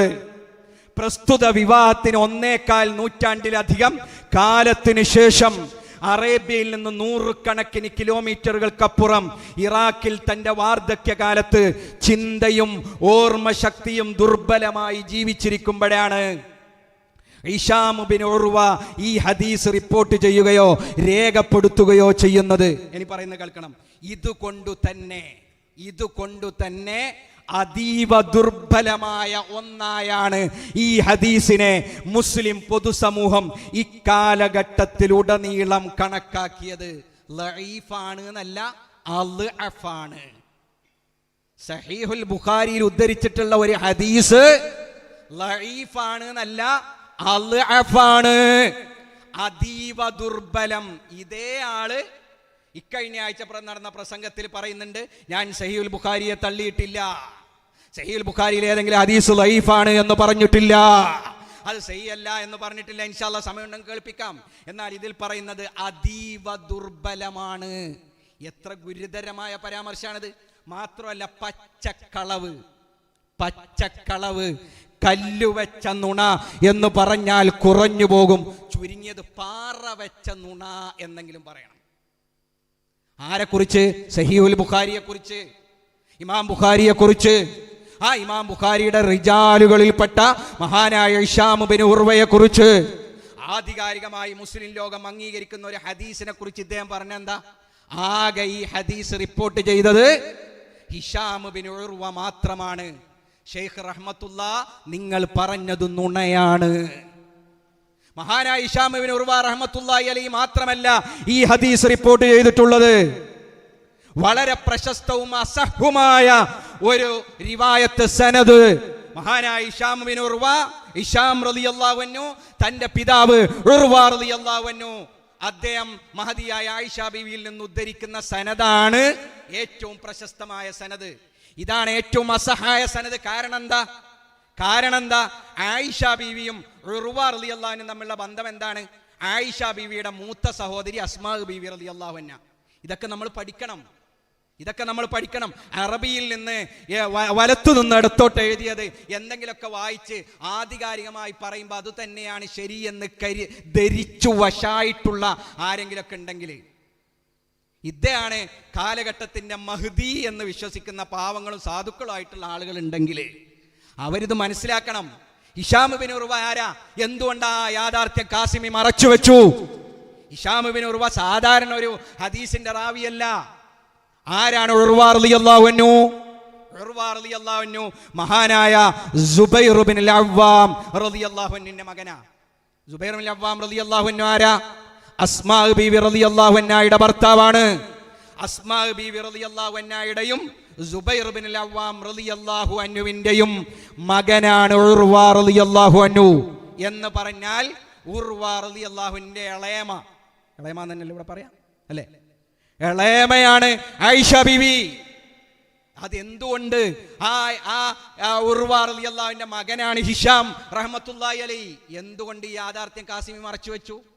ഇത്രയും അടുത്ത കുടുംബ ബന്ധമുള്ള ഒരാളല്ലേ ആയിഷ ബീവിയെ കുറിച്ച് വളരെ കൃത്യമായി പറയാൻ ഏറ്റവും ബന്ധപ്പെട്ട ആള്. ഈ ബന്ധം പറഞ്ഞു കഴിഞ്ഞാൽ കാസിമി കെട്ടിപ്പടുത്തിട്ടുള്ള ദുർബലമായ അടിസ്ഥാനത്തിന് മുകളിൽ കെട്ടിപ്പടുത്തിട്ടുള്ള ഈ ഗവേഷണം തകർന്ന് തെരിപ്പണമായി പോകും. അതുകൊണ്ട് പ്രസംഗത്തിൽ എവിടെയും ആരാണ് ഹിശാം ബിൻ ഉർവ എന്ന് കാസിമി പറയുന്നില്ല. ഇത് തട്ടിപ്പാണ്, വൈജ്ഞാനികമായ തട്ടിപ്പാണ്. അതുകൊണ്ട് തന്നെ ഈ സനദാണ് ഏറ്റവും അസഹായ സനദ്, ഏറ്റവും അഷ്ഹറായ സനദ്. എന്നാൽ ഇതേ സനദിലൂടെ മാത്രമാണോ ഹദീസ് ഉദ്ധരിക്കപ്പെട്ടതല്ല, നിരവധി സനദുകളിലൂടെ ഈ ഹദീസ് ഉദ്ധരിക്കപ്പെട്ടു. ഉദാഹരണം നോക്കൂ നിങ്ങൾ, എല്ലാം ഞാൻ എണ്ണി പറയുന്നില്ല. മഹാനായ ഇമാം മുസ്ലിം ഈ ഹദീസ് ഉദ്ധരിക്കുന്നത് ആരിൽ നിന്നാണ്? മഹാനായ ഇമാം സുഹ്രിയിൽ നിന്നാണ് റഹിമഹുല്ലാ. ഇമാം സുഹ്രി ഹദീസ് ഉദ്ധരിക്കുന്നത് ആരിൽ നിന്നാണ്? മഹാനായ ഉർവ റളിയല്ലാഹു അൻഹുവിൽ നിന്ന്. ഉർവ റളിയല്ലാഹു അൻഹു തന്റെ ഇളയമയായ ആയിഷ റളിയല്ലാഹു അൻഹയിൽ നിന്ന്. ആ സനദിൽ ഹിശാം റഹ്മത്തുള്ളാഹി അലൈഹി ഇല്ല. ഇത് മറ്റൊരു സനദാണ്. ഇമാം മുസ്ലിമിന്റെ തന്നെ മറ്റൊരു സനദ് നോക്കൂ. അനിൽ അഅ്മശി അൻ ഇബ്രാഹിം അനിൽ അസ്വദി അൻ ആയിഷ. അതിൽ ഉർവയില്ല, ഹിഷാമുമില്ല റഹിമഹുമുല്ല. ഇത് വേറെ തന്നെ സനദ. മഹാനായ അബൂദാവൂദ്, മഹാനായ മുഹമ്മദ് ബിൻ അംർ അൻ യഹ്യ ബിൻ അബ്ദുറഹ്മാൻ ബിൻ ഹാത്തിബ് അൻ ആയിഷ റളിയല്ലാഹു അൻഹ, ഇത് വേറെ സനദ. ഇങ്ങനെ നിരവധി സനദുകളിലൂടെ ഉദ്ധരിക്കപ്പെട്ട ഒരു ഹദീസിനെ കുറിച്ചാണ് ഈ പുസ്തകത്തിൽ ഷെയ്ഖ് റഹ്മത്തുള്ള പച്ചക്കളവ് എഴുതി വെച്ചിട്ടുള്ളത്. ഇത് എഡിറ്റിങ്ങിന് സമയം കിട്ടാത്ത പ്രസംഗമല്ല, പ്രഭാഷണമല്ല. ഇത് നിരവധി വർഷങ്ങൾ ഗവേഷണം നടത്തി പഠന മനനങ്ങൾ നടത്തി പുറത്തിറക്കിയിട്ടുള്ള പുസ്തകത്തിലാണ് പറയുന്നത്. പച്ച നുണ. ഹിഷാം ബിൻ ഉർവ റളിയല്ലാഹു അൻഹു വഴി മാത്രമാണ് ഈ ഹദീസ് ഉദ്ധരിക്കപ്പെട്ടിട്ടുള്ളത്. നുണയാണത്. രണ്ടാമത്തെ നുണ നിങ്ങൾ നോക്കൂ, ഒറ്റ പാരഗ്രാഫിൽ തന്നെ എത്ര കളവുകളാണ് പറയുന്നത്. അതിനും പ്രത്യേകമായ കഴിവ് വേണം, സാമർഥ്യം വേണം. രണ്ടാമത്തെ നുണ എന്താണ്?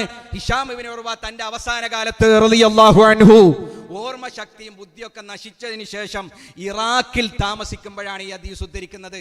നുണയാണ് ഷെയ്ഖ് റഹ്മത്തുള്ള, നുണയാണ്. ഇതൊക്കെ വളരെ കൃത്യമായി രേഖപ്പെടുത്തപ്പെട്ടിട്ടുണ്ട്. മദീനയിൽ വെച്ച് മഹാനായ അബുസിനാദ് അബ്ദുല്ലാഹി ബിൻ ദക്വാൻ, അതുപോലെ തന്നെ അദ്ദേഹത്തിന്റെ മകൻ അബ്ദുറഹ്മാൻ അബ്ദുല്ലാഹി ബിൻ യഹ്യ ബിൻ ഉർവ റളിയല്ലാഹു അൻഹും മദീനയിൽ വെച്ച് ഈ ഹദീസ് ഹിഷാം റളിയല്ലാഹു അൻഹുവിൽ നിന്ന് ഉദ്ധരിക്കുന്നുണ്ട്.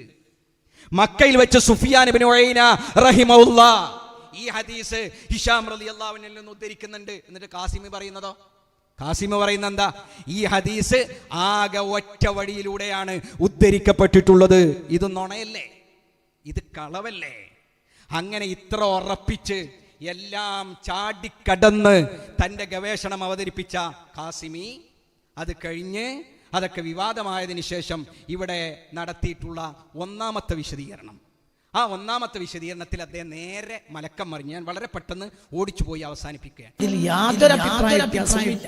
ഇതിനെതിരെ വരുന്ന അഭിപ്രായ വ്യത്യാസത്തെ വളരെ ഭംഗിയായും അവധാനതയോടെയും സമാധാനത്തോടെയും ഞാൻ സ്വീകരിക്കുമെന്ന കാര്യം ഉറപ്പാണ്. എന്തുകൊണ്ട്?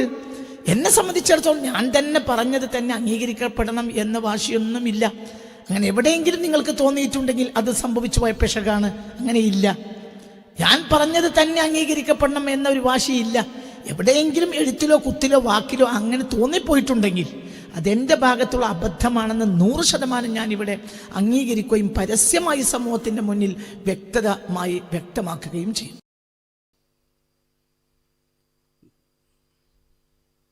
നോക്കൂ, നിങ്ങൾ വീണ്ടും അദ്ദേഹം പറയുന്ന കാര്യങ്ങൾ ഞാൻ വിശദീകരിക്കുന്നില്ല. എല്ലാവർക്കും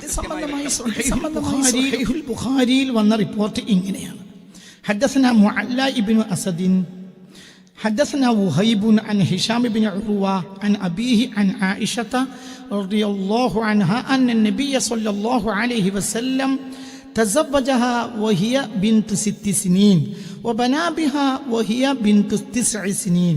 قال هشام وأنبئت أنها كانت عنده صلى الله عليه وسلم 9 سنين.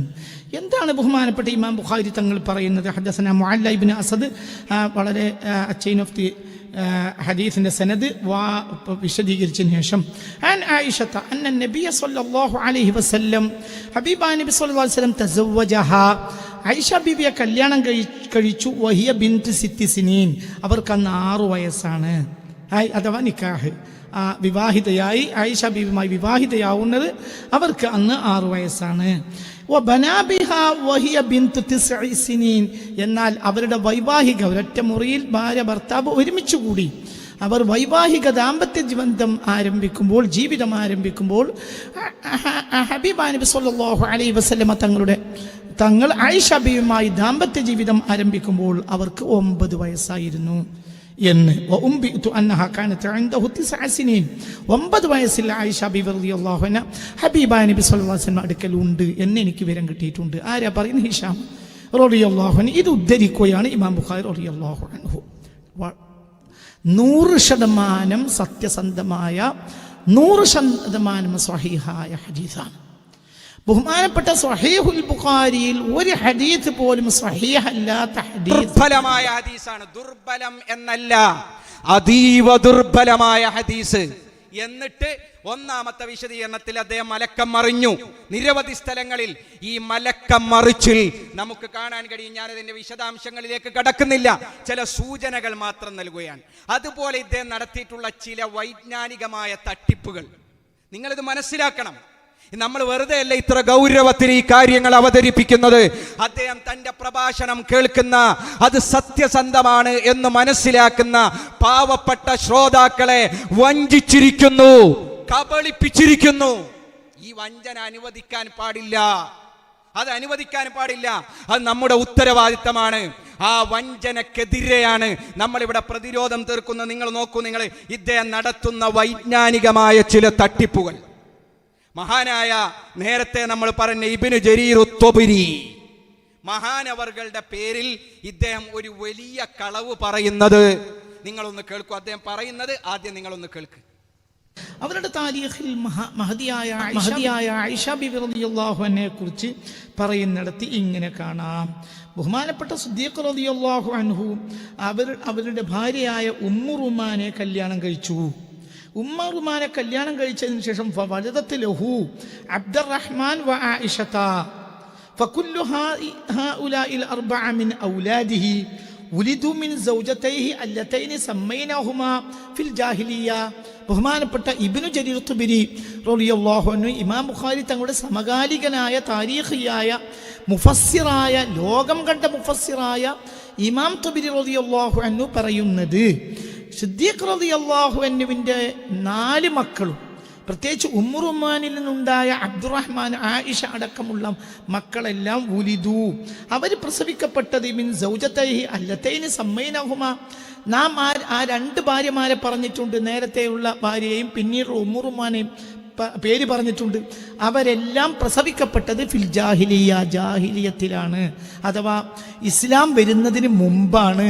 ഹബീബായ നബി സല്ലല്ലാഹു അലൈഹി വസല്ലം പറഞ്ഞത്, താങ്കൾ ത്വബരി പറഞ്ഞത് വളച്ചൊടിച്ചതാണ്. ഇമാം ത്വബരിയുടെ പേരിൽ നിങ്ങൾ ഒരുപക്ഷെ ഒന്നുകിൽ നിങ്ങൾ മനഃപൂർവ്വം കളവ് പറഞ്ഞു, അല്ലെങ്കിൽ എന്താണ് ഇമാം ത്വബരി പറഞ്ഞത് എന്ന് നിങ്ങൾക്ക് മനസ്സിലായില്ല. രണ്ടായാലും ഒരു ലോക പ്രശസ്തനായ ഗവേഷണ പടുവായി സ്വയം അവകാശപ്പെടുന്ന നിങ്ങളെ സംബന്ധിച്ചിടത്തോളം അതൊരു കുറവ് തന്നെയാണ്. എന്താണ് ഇബ്നു ജരീർ ത്വബരി പറഞ്ഞത്? ഇദ്ദേഹം നടത്തുന്ന തട്ടിപ്പ് നിങ്ങളൊന്ന് നോക്കൂ. ഇദ്ദേഹം തുടക്കത്തിൽ പറയുന്ന ഒരു കാര്യം നിങ്ങളൊന്ന് ശ്രദ്ധിക്കൂ. മഹദിയായ ആയിഷ ബിബി റളിയല്ലാഹു അൻഹയെ കുറിച്ച് പറയുന്നിടത്ത് ഇങ്ങനെ കാണാം. ബഹുമാനപ്പെട്ട സിദ്ദീഖ് റളിയല്ലാഹു അൻഹു ആയിഷ ബിബി റളിയല്ലാഹു അൻഹയെ കുറിച്ച് പറയുന്നിടത്തല്ല ഇങ്ങനെ കാണുന്നത്, അത് തട്ടിപ്പാ. ആയിഷ ബിബി റളിയല്ലാഹു അൻഹയെ കുറിച്ച് പറയുന്നിടത്തല്ല, വളരെ കൃത്യമായി ത്വബരിയിൽ ഈ ഭാഗം ഉദ്ധരിക്കുന്ന അവിടുത്തെ ശീർഷകം തലക്കെട്ട് നമുക്ക് കാണാൻ കഴിയും. ദിക്റു അസ്മാഇ നിസാഇ അബീ ബക്കറിൻ സിദ്ദീഖ് റളിയല്ലാഹു അൻഹു. എന്താ അവിടെ പറയുന്നത്? ഇമാം ത്വബരി പറയുന്നത് അബൂബക്കർ സിദ്ദീഖ് റളിയല്ലാഹു അൻഹുവിന്റെ ഭാര്യമാരെ കുറിച്ചാണ്. അബൂബക്കർ സിദ്ദീഖ് റളിയല്ലാഹു അൻഹുവിന്റെ ഭാര്യമാരെ കുറിച്ചാണ് ഇമാം ത്വബരി ഇവിടെ പറയുന്നത്. ഷെയ്ഖ് റഹ്മത്തുള്ള പറഞ്ഞത് എന്താ? ആയിഷ ബീവിയെ കുറിച്ച് പറയുന്നിടത്ത് കാണാം. ഇത് ഒരു നിരുപദ്രവകാരം എന്ന് കരുതാവുന്ന ഒരു തട്ടിപ്പ. ഇത് കേൾക്കുന്ന ആളുകൾ മനസ്സിലാക്കും, ഇത് ആയിഷ ബീവിയെ കുറിച്ച് ഇമാം ഇബ്നു ജരീർ ത്വബരി പറഞ്ഞതാണല്ലോ, അപ്പോ ഷെയ്ഖ് റഹ്മത്തുള്ള പറഞ്ഞത് സത്യം തന്നെ എന്ന് മനസ്സിലാക്കാൻ വേണ്ടി നടത്തിയിട്ടുള്ള ഒരു കൈക്രിയയാണ്. ആയിഷ ബീവിയെ കുറിച്ച് പറയുന്നിടത്തല്ല, നേരെ മറിച്ച് മഹാനായ സിദ്ദീഖ് റളിയല്ലാഹു അൻഹുവിന്റെ ഭാര്യമാരെ കുറിച്ച് പറയുന്നിടത്താണ് ഈ ഉദ്ധരണി ഉള്ളത്. എന്നിട്ട് ഇമാം ത്വബരി റളിയല്ലാഹു അൻഹു പറയുന്നത് എന്താണ്? മഹാനായ അബൂബക്കർ സിദ്ദീഖ് റളിയല്ലാഹു അൻഹുവിന്റെ ഭാര്യമാരെ പരിചയപ്പെടുത്തുകയാണ്. ഒന്നാമത്തെ ഭാര്യ ഖുത്തൈല, അതുപോലെ തന്നെ രണ്ടാമത്തെ ഭാര്യ ഉമ്മു റുമാൻ. ഈ 2 ഭാര്യമാരെയും സിദ്ദീഖ് റളിയല്ലാഹു അൻഹു വിവാഹം കഴിച്ചത് ജാഹിലിയ കാലഘട്ടത്തിലാണ്, ഇസ്ലാം വരുന്നതിന് മുമ്പാണ്. ഇസ്ലാം വന്നതിന് ശേഷം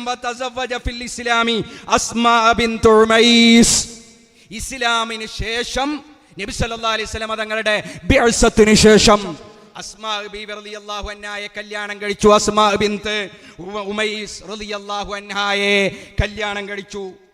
വതസവ്വജ അയ്ളൻ ഫിൽ ഇസ്ലാമി ഹബീബ ബിൻത് ഖാരിജ. അങ്ങനെ ഇസ്ലാമിന് മുമ്പ് വിവാഹം കഴിച്ച ഭാര്യമാരെയും ഇസ്ലാമിന് ശേഷം വിവാഹം കഴിച്ച ഭാര്യമാരെയും പരിചയപ്പെടുത്തുകയാണ്. അവിടെ ഇമാം ഇബ്നു ജരീർ ത്വബരി പറയുന്ന കാര്യമാണ് ഷെയ്ഖ് റഹ്മത്തുള്ള തൻ്റെ പുതിയ വാദത്തിന് തെളിവായി ഉന്നയിച്ചിട്ടുള്ളത് എന്താണത്? ഫകുല്ലു ഹൗലാഇൽ അർബഅതി മിൻ ഔലാദിഹി, അബൂബക്കർ സിദ്ദീഖ് റളിയല്ലാഹു അൻഹുവിന്റെ 4 മക്കൾ. ഒന്നാമത്തെ ഭാര്യ കുത്തയിലയിലുള്ള 2 മക്കളും, രണ്ടാമത്തെ ഭാര്യ മഹദിയായ ഉമ്മുറുമാനിൽ ഉള്ള 2 മക്കളും. വുലിദൂ മിൻ സൗജതൈഹി ലതൈനി സമ്മൈനാഹുമാ ഫിൽ ജാഹിലിയ്യ, ജാഹിലിയ്യ കാലഘട്ടത്തിലാണ് വിവാഹം കഴിഞ്ഞത് എന്ന് നമ്മൾ നേരത്തെ പരിചയപ്പെടുത്തിയ 2 ഭാര്യമാരിൽ ഉണ്ടായ മക്കളാണ് ഈ 4 പേരും എന്നാണ് ഇമാം തുബരി പറഞ്ഞത്. മനസ്സിലായോ? ഇദ്ദേഹത്തിന്റെ സിദ്ദീഖ് റളിയല്ലാഹു അൻഹുവിന്റെ ഈ 2 വിവാഹങ്ങളും നടന്നത് ജാഹിലിയ്യ കാലഘട്ടത്തിലാണ്. ആ ജാഹിലിയ്യ കാലഘട്ടത്തിൽ വിവാഹം ചെയ്ത 2 ഭാര്യമാരിലാണ് ഇദ്ദേഹത്തിന്റെ 4 മക്കൾ ഉണ്ടായത്, സിദ്ദീഖ് റളിയല്ലാഹുവിന്റെ 4 മക്കൾ ഉണ്ടായത് എന്ന് ഇമാം തുബരി പറയുമ്പോൾ അതിൽ തട്ടിപ്പ് നടത്തി അതിനെ വളച്ചൊടിച്ചുകൊണ്ട് ഷെയ്ഖ് റഹ്മത്തുള്ള പറയുന്നു ആയിഷ ബീവി റളിയല്ലാഹു അൻഹ ജാഹിലിയ്യ കാലഘട്ടത്തിലാണ് ജനിച്ചത്. എന്തിനാണ്? ആയിഷ ബീവിക്ക് വിവാഹം കഴിക്കുന്ന സമയത്ത് ഇയാൾ പറയുന്നത് പോലെ 18 വയസ്സ് പ്രായമുണ്ടായിരുന്നു. മുസ്ലിം ലോകത്തിന്റെ ഇജ്മാ ആയിട്ടുള്ള 6 വയസ്സല്ല എന്ന് വരുത്തി തീർക്കാൻ വേണ്ടി മഹാനായ ഇമാം തുബരി റളിയല്ലാഹു അൻഹുവിന്റെ പേരിൽ തട്ടിപ്പ് നടത്തുന്ന ആളെ എങ്ങനെയാണ് നമുക്ക് വിശ്വസിക്കാൻ കഴിയുക? മാത്രമല്ല, ഞാൻ വിശദീകരണങ്ങൾ ഒന്നുമില്ലാതെ ഓടിച്ചു വളരെ പ്രധാനപ്പെട്ട ചില കാര്യങ്ങൾ സൂചിപ്പിച്ചു പോവുകയാണ്. മാത്രമല്ല, ഈ വിഷയം വിവാദമായപ്പോൾ ഇദ്ദേഹം തെളിവായി കൊണ്ടുവന്നത് ആരെയാണ്? ഇദ്ദേഹത്തിന്റെ വാദത്തിന് തെളിവായി കൊണ്ടുവന്നത് ആരെയാണ്? ലോക പ്രശസ്ത സമകാലീന പണ്ഡിതനായിട്ടുള്ള ഡോക്ടർ ഹംസ യൂസുഫ്. ഡോക്ടർ ഹംസ യൂസുഫ് പാശ്ചാത്യ പണ്ഡിതനാണ്. അദ്ദേഹത്തിന്റെ മഹത്വം ഇദ്ദേഹം പറയുന്നത് നിങ്ങൾ ആദ്യം ഒന്ന് കേൾക്കുക. ഇദ്ദേഹത്തിന്റെ തട്ടിപ്പ്, ക്രെഡിബിലിറ്റി ഇല്ലായ്മ, അല്ലെങ്കിൽ കൃത്യമായ നിലപാടില്ലായ്മ, ഒന്നുകൂടി കൃത്യമായി പറഞ്ഞാൽ ഇരട്ടത്താപ്പിന്റെ ആഴം നമ്മൾ മനസ്സിലാക്കണം. ഹംസ യൂസുഫ് ആരാണെന്ന് ഇദ്ദേഹം ഇക്കഴിഞ്ഞ ആഴ്ച പറഞ്ഞത് നിങ്ങളൊന്ന് കേൾക്ക്.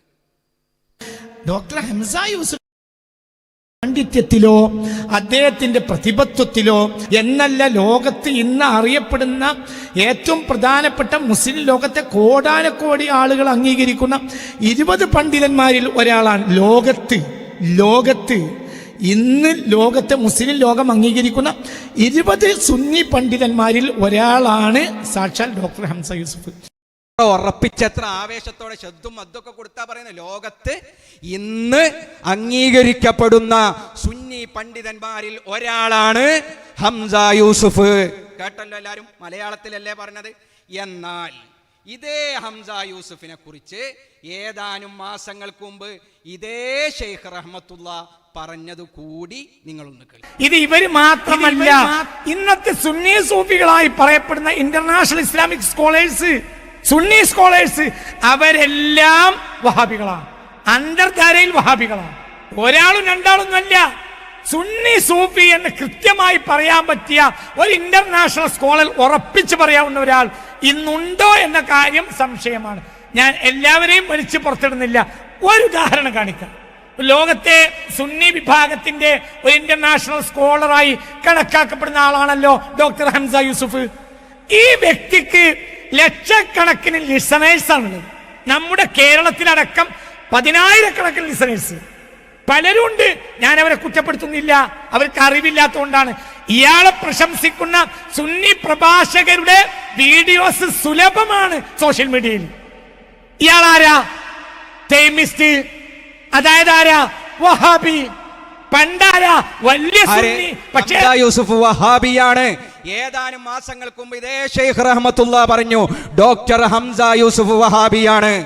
ആ വഹാബിയായ ഹംസ യൂസുഫ് എങ്ങനെയാണ് പെട്ടെന്നൊരു സുപ്രഭാതത്തിൽ സുന്നിയായത്?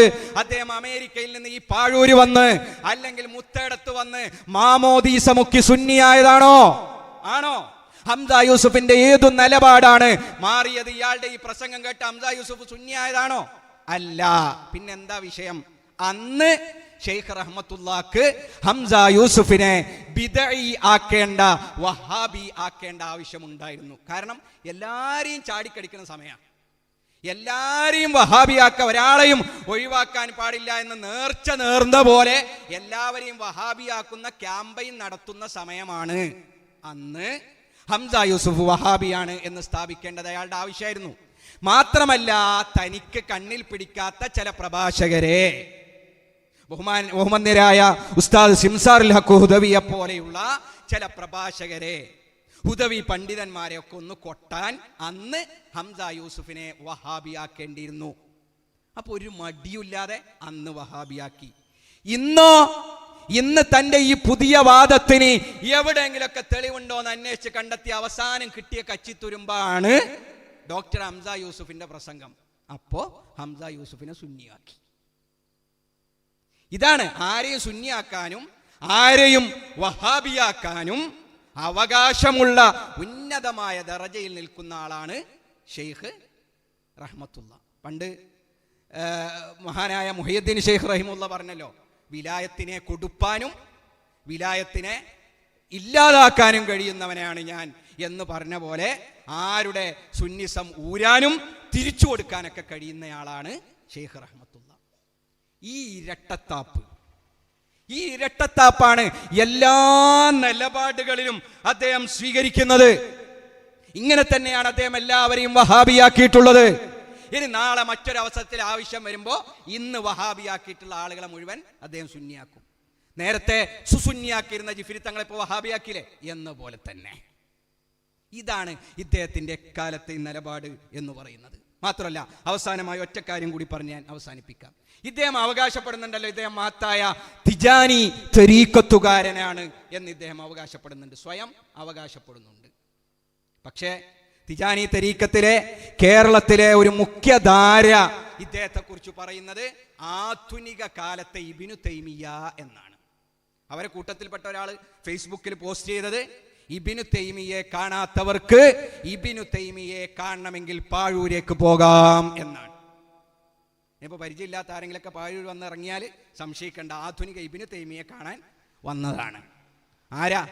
എല്ലാവരെയും ഇബ്നു തൈമിയുടെ അനുയായികളും ഇബ്നു തൈമിസ്റ്റുകളുമാക്കി മുദ്ര കുത്തിയ ആളെക്കുറിച്ച് സ്വന്തം തരീഖത്തിലെ അവാന്തര വിഭാഗത്തിൽപ്പെട്ട ആളുകൾ പറയുന്ന ആധുനിക ഇബ്നു തൈമിയാണ് ഈ ഷെയ്ഖ് റഹ്മത്തുള്ള എന്നാണ്.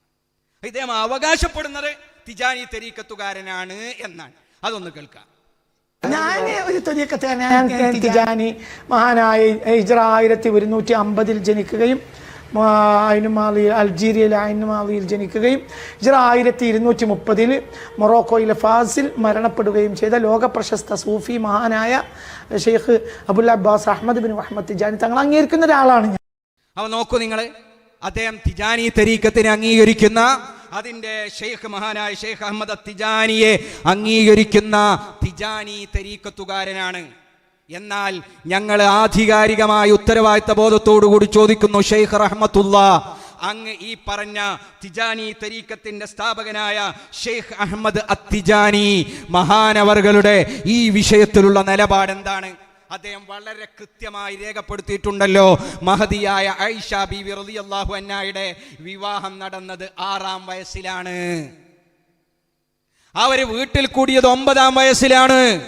ലോക മുസ്ലിം മുഖ്യധാരയുടെ ഈ അഭിപ്രായത്തിന്റെ കൂടെയാണ് താങ്കൾ അംഗമാണ് എന്ന് സ്വയം അവകാശപ്പെടുന്ന തിജാനി തരീഖത്തിന്റെ സ്ഥാപകനായ ഷെയ്ഖ് അഹമ്മദ് അത്തിജാനി. ആ ത്വരീഖത്തിന്റെ താങ്കൾ തന്റെ ഷെയ്ഖായി, താങ്കളുടെ ഷെയ്ഖായി സ്വയം പരിചയപ്പെടുത്തുന്ന നൈജീരിയയിലെ ഗ്രാൻഡ് മുഫ്തി ഷെയ്ഖ് ഇബ്രാഹിം സ്വാലിഹ് അൽ ഹുസൈനി മഹാനവറുകളുടെ ഈ വിഷയത്തിലെ നിലപാട് എന്താണ്? തന്റെ ഷെയ്ഖിനെ പിന്തുടർന്നുകൊണ്ട് അദ്ദേഹം തന്റെ പുസ്തകത്തിൽ വളരെ കൃത്യമായി രേഖപ്പെടുത്തുന്നു, ആയിഷ ബീവിയുടെ വിവാഹം 6-ാം വയസ്സിൽ, വീട്ടിൽ കൂടിയത് 9-ാം വയസ്സിൽ. ആ ഉദ്ധരണികളൊക്കെ എൻ്റെ കയ്യിലുണ്ട്, പക്ഷേ സമയം വൈകിയതുകൊണ്ട് ചില സൂചനകൾ മാത്രം നൽകുകയാണ്. ഈ വിഷയത്തിൽ തങ്ങളുടെ ഷെയ്ഖുമാരുടെ തന്റെ ഷെയ്ഖുമാരുടെ നിലപാടിൽ എന്താണ് ഷെയ്ഖ് റഹ്മത്തുള്ളാക്ക് പറയാനുള്ളത്? ഇദ്ദേഹം തരീഖത്തുകാരനാണ് എന്നൊക്കെ അവകാശപ്പെടുന്നുണ്ടെങ്കിലും കൂട്ടത്തിൽ അതുകൂടി പറയണമല്ലോ. ഈ ഒരു തരീഖത്തിന്റെ, നല്ല തരീഖത്തിന്റെ ആ സ്വഭാവവും അടയാളമൊക്കെ ഇദ്ദേഹത്തിലുണ്ടോ അതും കൂടി നമ്മൾ പരിശോധിക്കണമല്ലോ. അപ്പൊ അടയാളവും മാനദണ്ഡം എന്താണ് എന്നുകൂടി അദ്ദേഹം പറഞ്ഞു. സങ്കുചിത വീക്ഷണം, സൽസ്വഭാവം 7 അയലത്തില്ല. അവർക്ക് ശരിയാത്തുണ്ട്, അഖീദുണ്ട്, അഖീദയും ഉണ്ട്, ഫിഖുഹും ഉണ്ട്.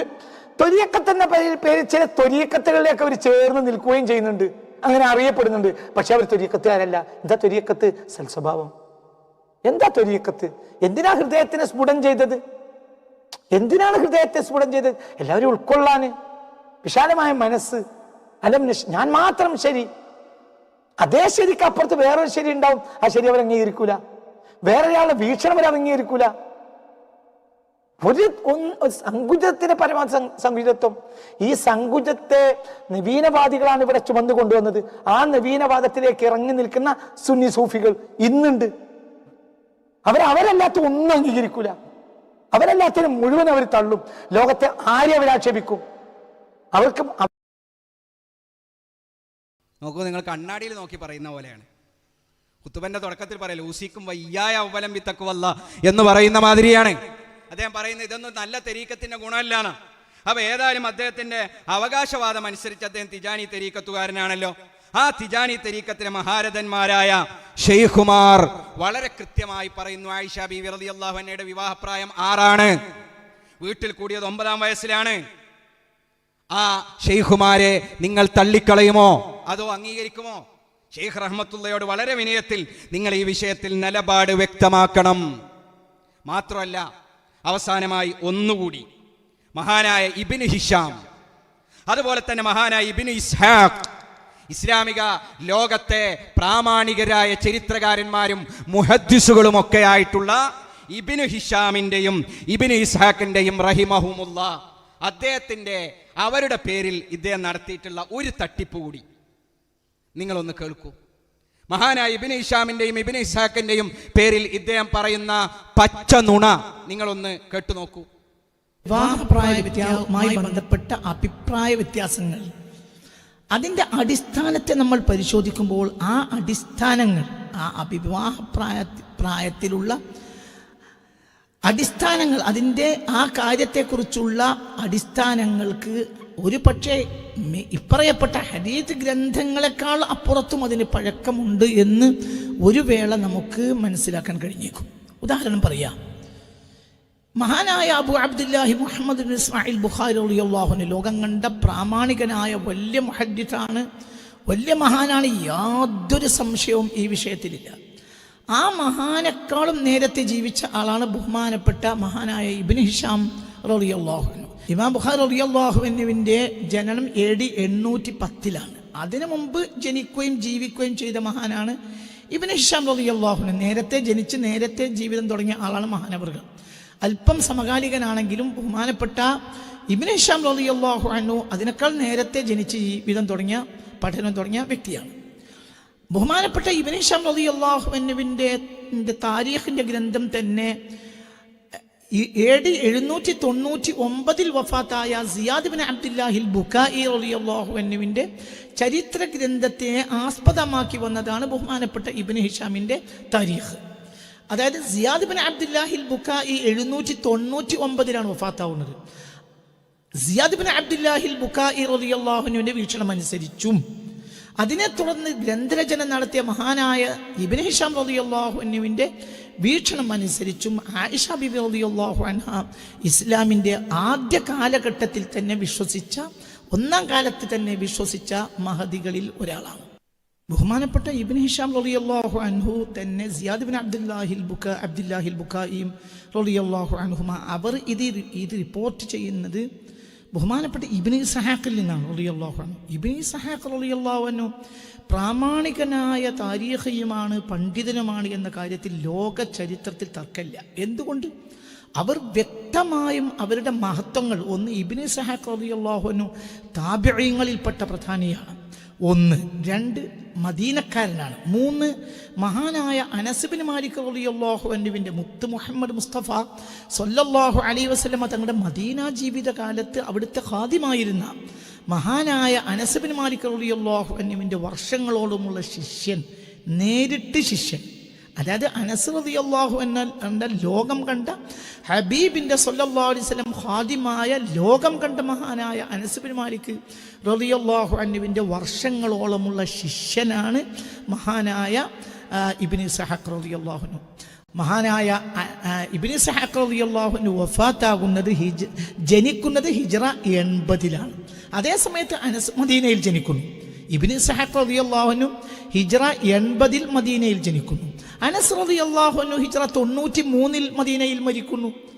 അതായത് ഇബ്നു ഇസ്ഹാഖ് റളിയല്ലാഹു അൻഹു ജനിച്ചിട്ട് 13 വർഷം കഴിഞ്ഞിട്ടാണ് ലോകം കണ്ട സ്വഹാബിയായ അനസ് റളിയല്ലാഹു അൻഹു വഫാത്താകുന്നത്. ഇനി അസ്മാ ബീവിയും ഇവരും തമ്മിലുള്ള ദൈർഘ്യം അതും വളരെ അടുത്തിട്ടാണ്. ആയിഷ ബീവി റളിയല്ലാഹു അൻഹയുടെ ജ്യേഷ്ഠത്തിയാണ് അസ്മാ ബിൻത് അബീ ബക്കർ റളിയല്ലാഹു അൻഹ. ഈ മേൽ വിഷയത്തിൽ ഏറ്റവും ചർച്ചയ്ക്ക് വിധേയമാക്കപ്പെടേണ്ട ഒരു മഹദിയാണ് അസ്മാ ബീവി റളിയല്ലാഹു അൻഹ, ആയിഷ ബീവിയെ പോലെ തന്നെ റളിയല്ലാഹു അൻഹുമ. അസ്മാ ബീവി റളിയല്ലാഹു അൻഹ വഫാത്താകുന്നത് ഹിജ്റ 73-ലാണ്. അതിൻ്റെ 7-ാം കൊല്ലം മഹാനായ ഇബ്നു ഇസ്ഹാഖ് റളിയല്ലാഹു അൻഹു ജനിക്കുന്നുണ്ട്. അതായത് അസ്മാ ബീവി റളിയല്ലാഹു അൻഹയെയും ആയിഷ ബീവി റളിയല്ലാഹു അൻഹയെയും നേരിട്ട് കണ്ട വലിയ വലിയ സിഖത്തുള്ള വലിയ മഹാരത്നങ്ങൾ, സ്വഹാബികളും താബിഈങ്ങളുമായ മഹാരത്നങ്ങളെ നേരിട്ട് കണ്ട് കാര്യങ്ങൾ മനസ്സിലാക്കിയ ആളാണ് ബഹുമാനപ്പെട്ട ഇബ്നു ഇസ്ഹാഖ് റളിയല്ലാഹു അൻഹു.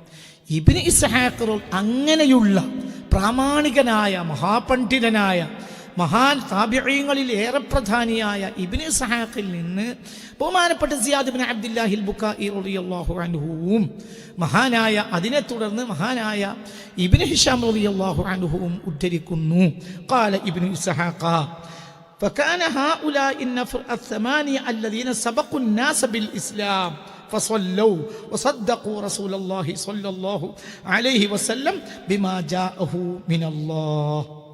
അതായത് ഇവിടെ 8 ആളുകളെ പറയുകയാണ് ഇബ്നു ഇസ്ഹാഖ് റളിയല്ലാഹു അൻഹു. ഈ പ്രാമാണികനായ മുഹദ്ദിസും താരീഖിയും എല്ലാമായ ഇബ്നു ഇസ്ഹാഖ് താബിഈങ്ങളിൽപ്പെട്ട പ്രധാനിയായ ഇബ്നു ഇസ്ഹാഖ് റളിയല്ലാഹു അൻഹു പറയാണ്, ഈ 8 ആൾ, ഇനി ഞാൻ പറയാൻ പോകുന്ന 8 ആളുകൾ ഇസ്ലാമിൽ ആദ്യകാലത്ത് തന്നെ വന്നവരാണ്. അവരാരെല്ലാം? അന്ന് ഇബ്നു ഇസ്ലാമു അബി ഉബൈദ വ അബി സലമ വൽ അർഖം വബ്നാ മൽഊൻ وعبيدة ابن الحارث وسعيد بن زيد وامرأته وأسماء وعائشة وخباب. ഈ 8 ആളുകൾ. അതായത് ഇതിൽ ഖബ്ബാബ് റളിയല്ലാഹു അൻഹു അബൂ ഉബൈദ തങ്ങളെയും അർഖമിനെ എല്ലാം പറയുന്നുണ്ട്. അതിൽപ്പെട്ട പ്രധാനപ്പെട്ട 8 ആളുകൾ ഇസ്ലാമിലേക്ക് ആദ്യകാലത്ത് സിദ്ദീഖ് റളിയല്ലാഹു അൻഹുവിനെ തുടർന്ന് ഇസ്ലാമിൽ ആദ്യകാലത്ത് കെട്ടുവന്ന ആളുകളിൽപ്പെട്ട ആളുകളാണ് അസ്മാ ബീവിയും ആയിഷ ബീവിയും എന്ന് പറയുന്നത് ആരാണ്? ആയിഷ ബീവിയെയും അസ്മാ ബീവിയെയും നേരിട്ട് കണ്ട് കാര്യങ്ങളെ മനസ്സിലാക്കിയതും ആ കാലത്ത് ഹാളിലുള്ളവരുമായ ആളുകളിൽ നിന്ന് നേരിട്ട് കാര്യം മനസ്സിലാക്കിയ താബിഈങ്ങളിൽ പ്രധാനിയായ ഇബ്നു ഇസ്ഹാഖ് റളിയല്ലാഹു അൻഹു. മാത്രമല്ല 1-ാം നൂറ്റാണ്ടിലാണ് ഇബ്നു ഇസ്ഹാഖ് ഹിജ്റ 80. ഇങ്ങനൊക്കെ ഉരുട്ടി കൊണ്ടുവന്നിട്ട് ഇവരുടെയൊക്കെ മഹത്വം പറഞ്ഞിട്ട് ആ മഹാരഥന്മാരായ ആളുകളുടെ പേരിൽ ഇബ്നു ഇസ്ഹാഖ് റഹിമഹുല്ലയുടെ പേരിൽ ഇബ്നു ഹിഷാം റഹിമഹുല്ലയുടെ പേരിൽ പച്ചക്കളവാണ് ഷെയ്ഖ് റഹ്മത്തുള്ള പറഞ്ഞത്. പച്ചക്കളവാണ്. വളരെ കൃത്യമായി നിങ്ങളുടെയൊക്കെ കയ്യിൽ മൊബൈൽ ഫോണ് അതൊന്ന് ഓൺ ചെയ്ത് നോക്കിയാൽ, ഗൂഗിളിൽ സെർച്ച് ചെയ്ത് നോക്കിയാൽ അസ്സീറത്തുൻ നബവിയ്യ ലിബ്നി ഹിഷാം, ഇബ്നു ഹിഷാമിന്റെ സീറത്തുൻ നബവിയ്യ കിട്ടും. നിങ്ങൾ നോക്കിക്കോ, പരിശോധിച്ചോ. ആ സീറത്തുൻ നബവിയ്യയില് പരിശുദ്ധമായ ഇസ്ലാമിലേക്ക് ആദ്യകാലത്ത് കടന്നു വന്ന ആളുകളെ കുറിച്ച് മഹാനായ ഇബ്നു ഹിഷാം റളിയല്ലാഹു അൻഹു പറയുന്നു. ആ ചർച്ചയുടെ ആദ്യത്തെ ശീർഷകം ദിക്റു അന്ന അലി ഇബ്നു അബീ ത്വാലിബ് റളിയല്ലാഹു അൻഹു അവ്വലു ദക്കരിൻ അസ്ലമ. ആ വിഷയം ചർച്ച ചെയ്തു തുടങ്ങുന്നത് അങ്ങനെയാണ്. ആദ്യമായി ഇസ്ലാമിലേക്ക് കടന്നു വന്ന പുരുഷൻ അലി ഇബ്നു അബീ ത്വാലിബ്. അടുത്ത ശീർഷകം ഇസ്ലാമു സയ്യിദ് ഇബ്നു ഹാരിസ സാനിയ. രണ്ടാമതായി ഇസ്ലാമിലേക്ക് വന്നത് സയ്യിദ് ഇബ്നു ഹാരിസ റളിയല്ലാഹു അൻഹു. 3 ഇസ്ലാമു അബീബക്കറിൻ സിദ്ദീഖ്. അടുത്ത ശീർഷകം, അടുത്ത ഹെഡിങ്, അടുത്ത ബാബ് ഇസ്ലാമു അബീബക്കറിൻ സിദ്ദീഖ്. എത്ര ആളായി? 3 ആളായി. 1 മഹാനായ അലി ഇബ്നു അബീ ത്വാലിബ് റളിയല്ലാഹു അൻഹു, 2 സയ്യിദ് ഇബ്നു ഹാരിസ റളിയല്ലാഹു അൻഹു, 3 മഹാനായ അബൂബക്കർ റളിയല്ലാഹു അൻഹു. അടുത്ത ശീർഷകം എന്താണ്? ദിക്റു മൻ അസ്ലമ മിന സ്വഹാബത്തി ബിദഅവതി അബീ ബക്കർ റളിയല്ലാഹു അൻഹു.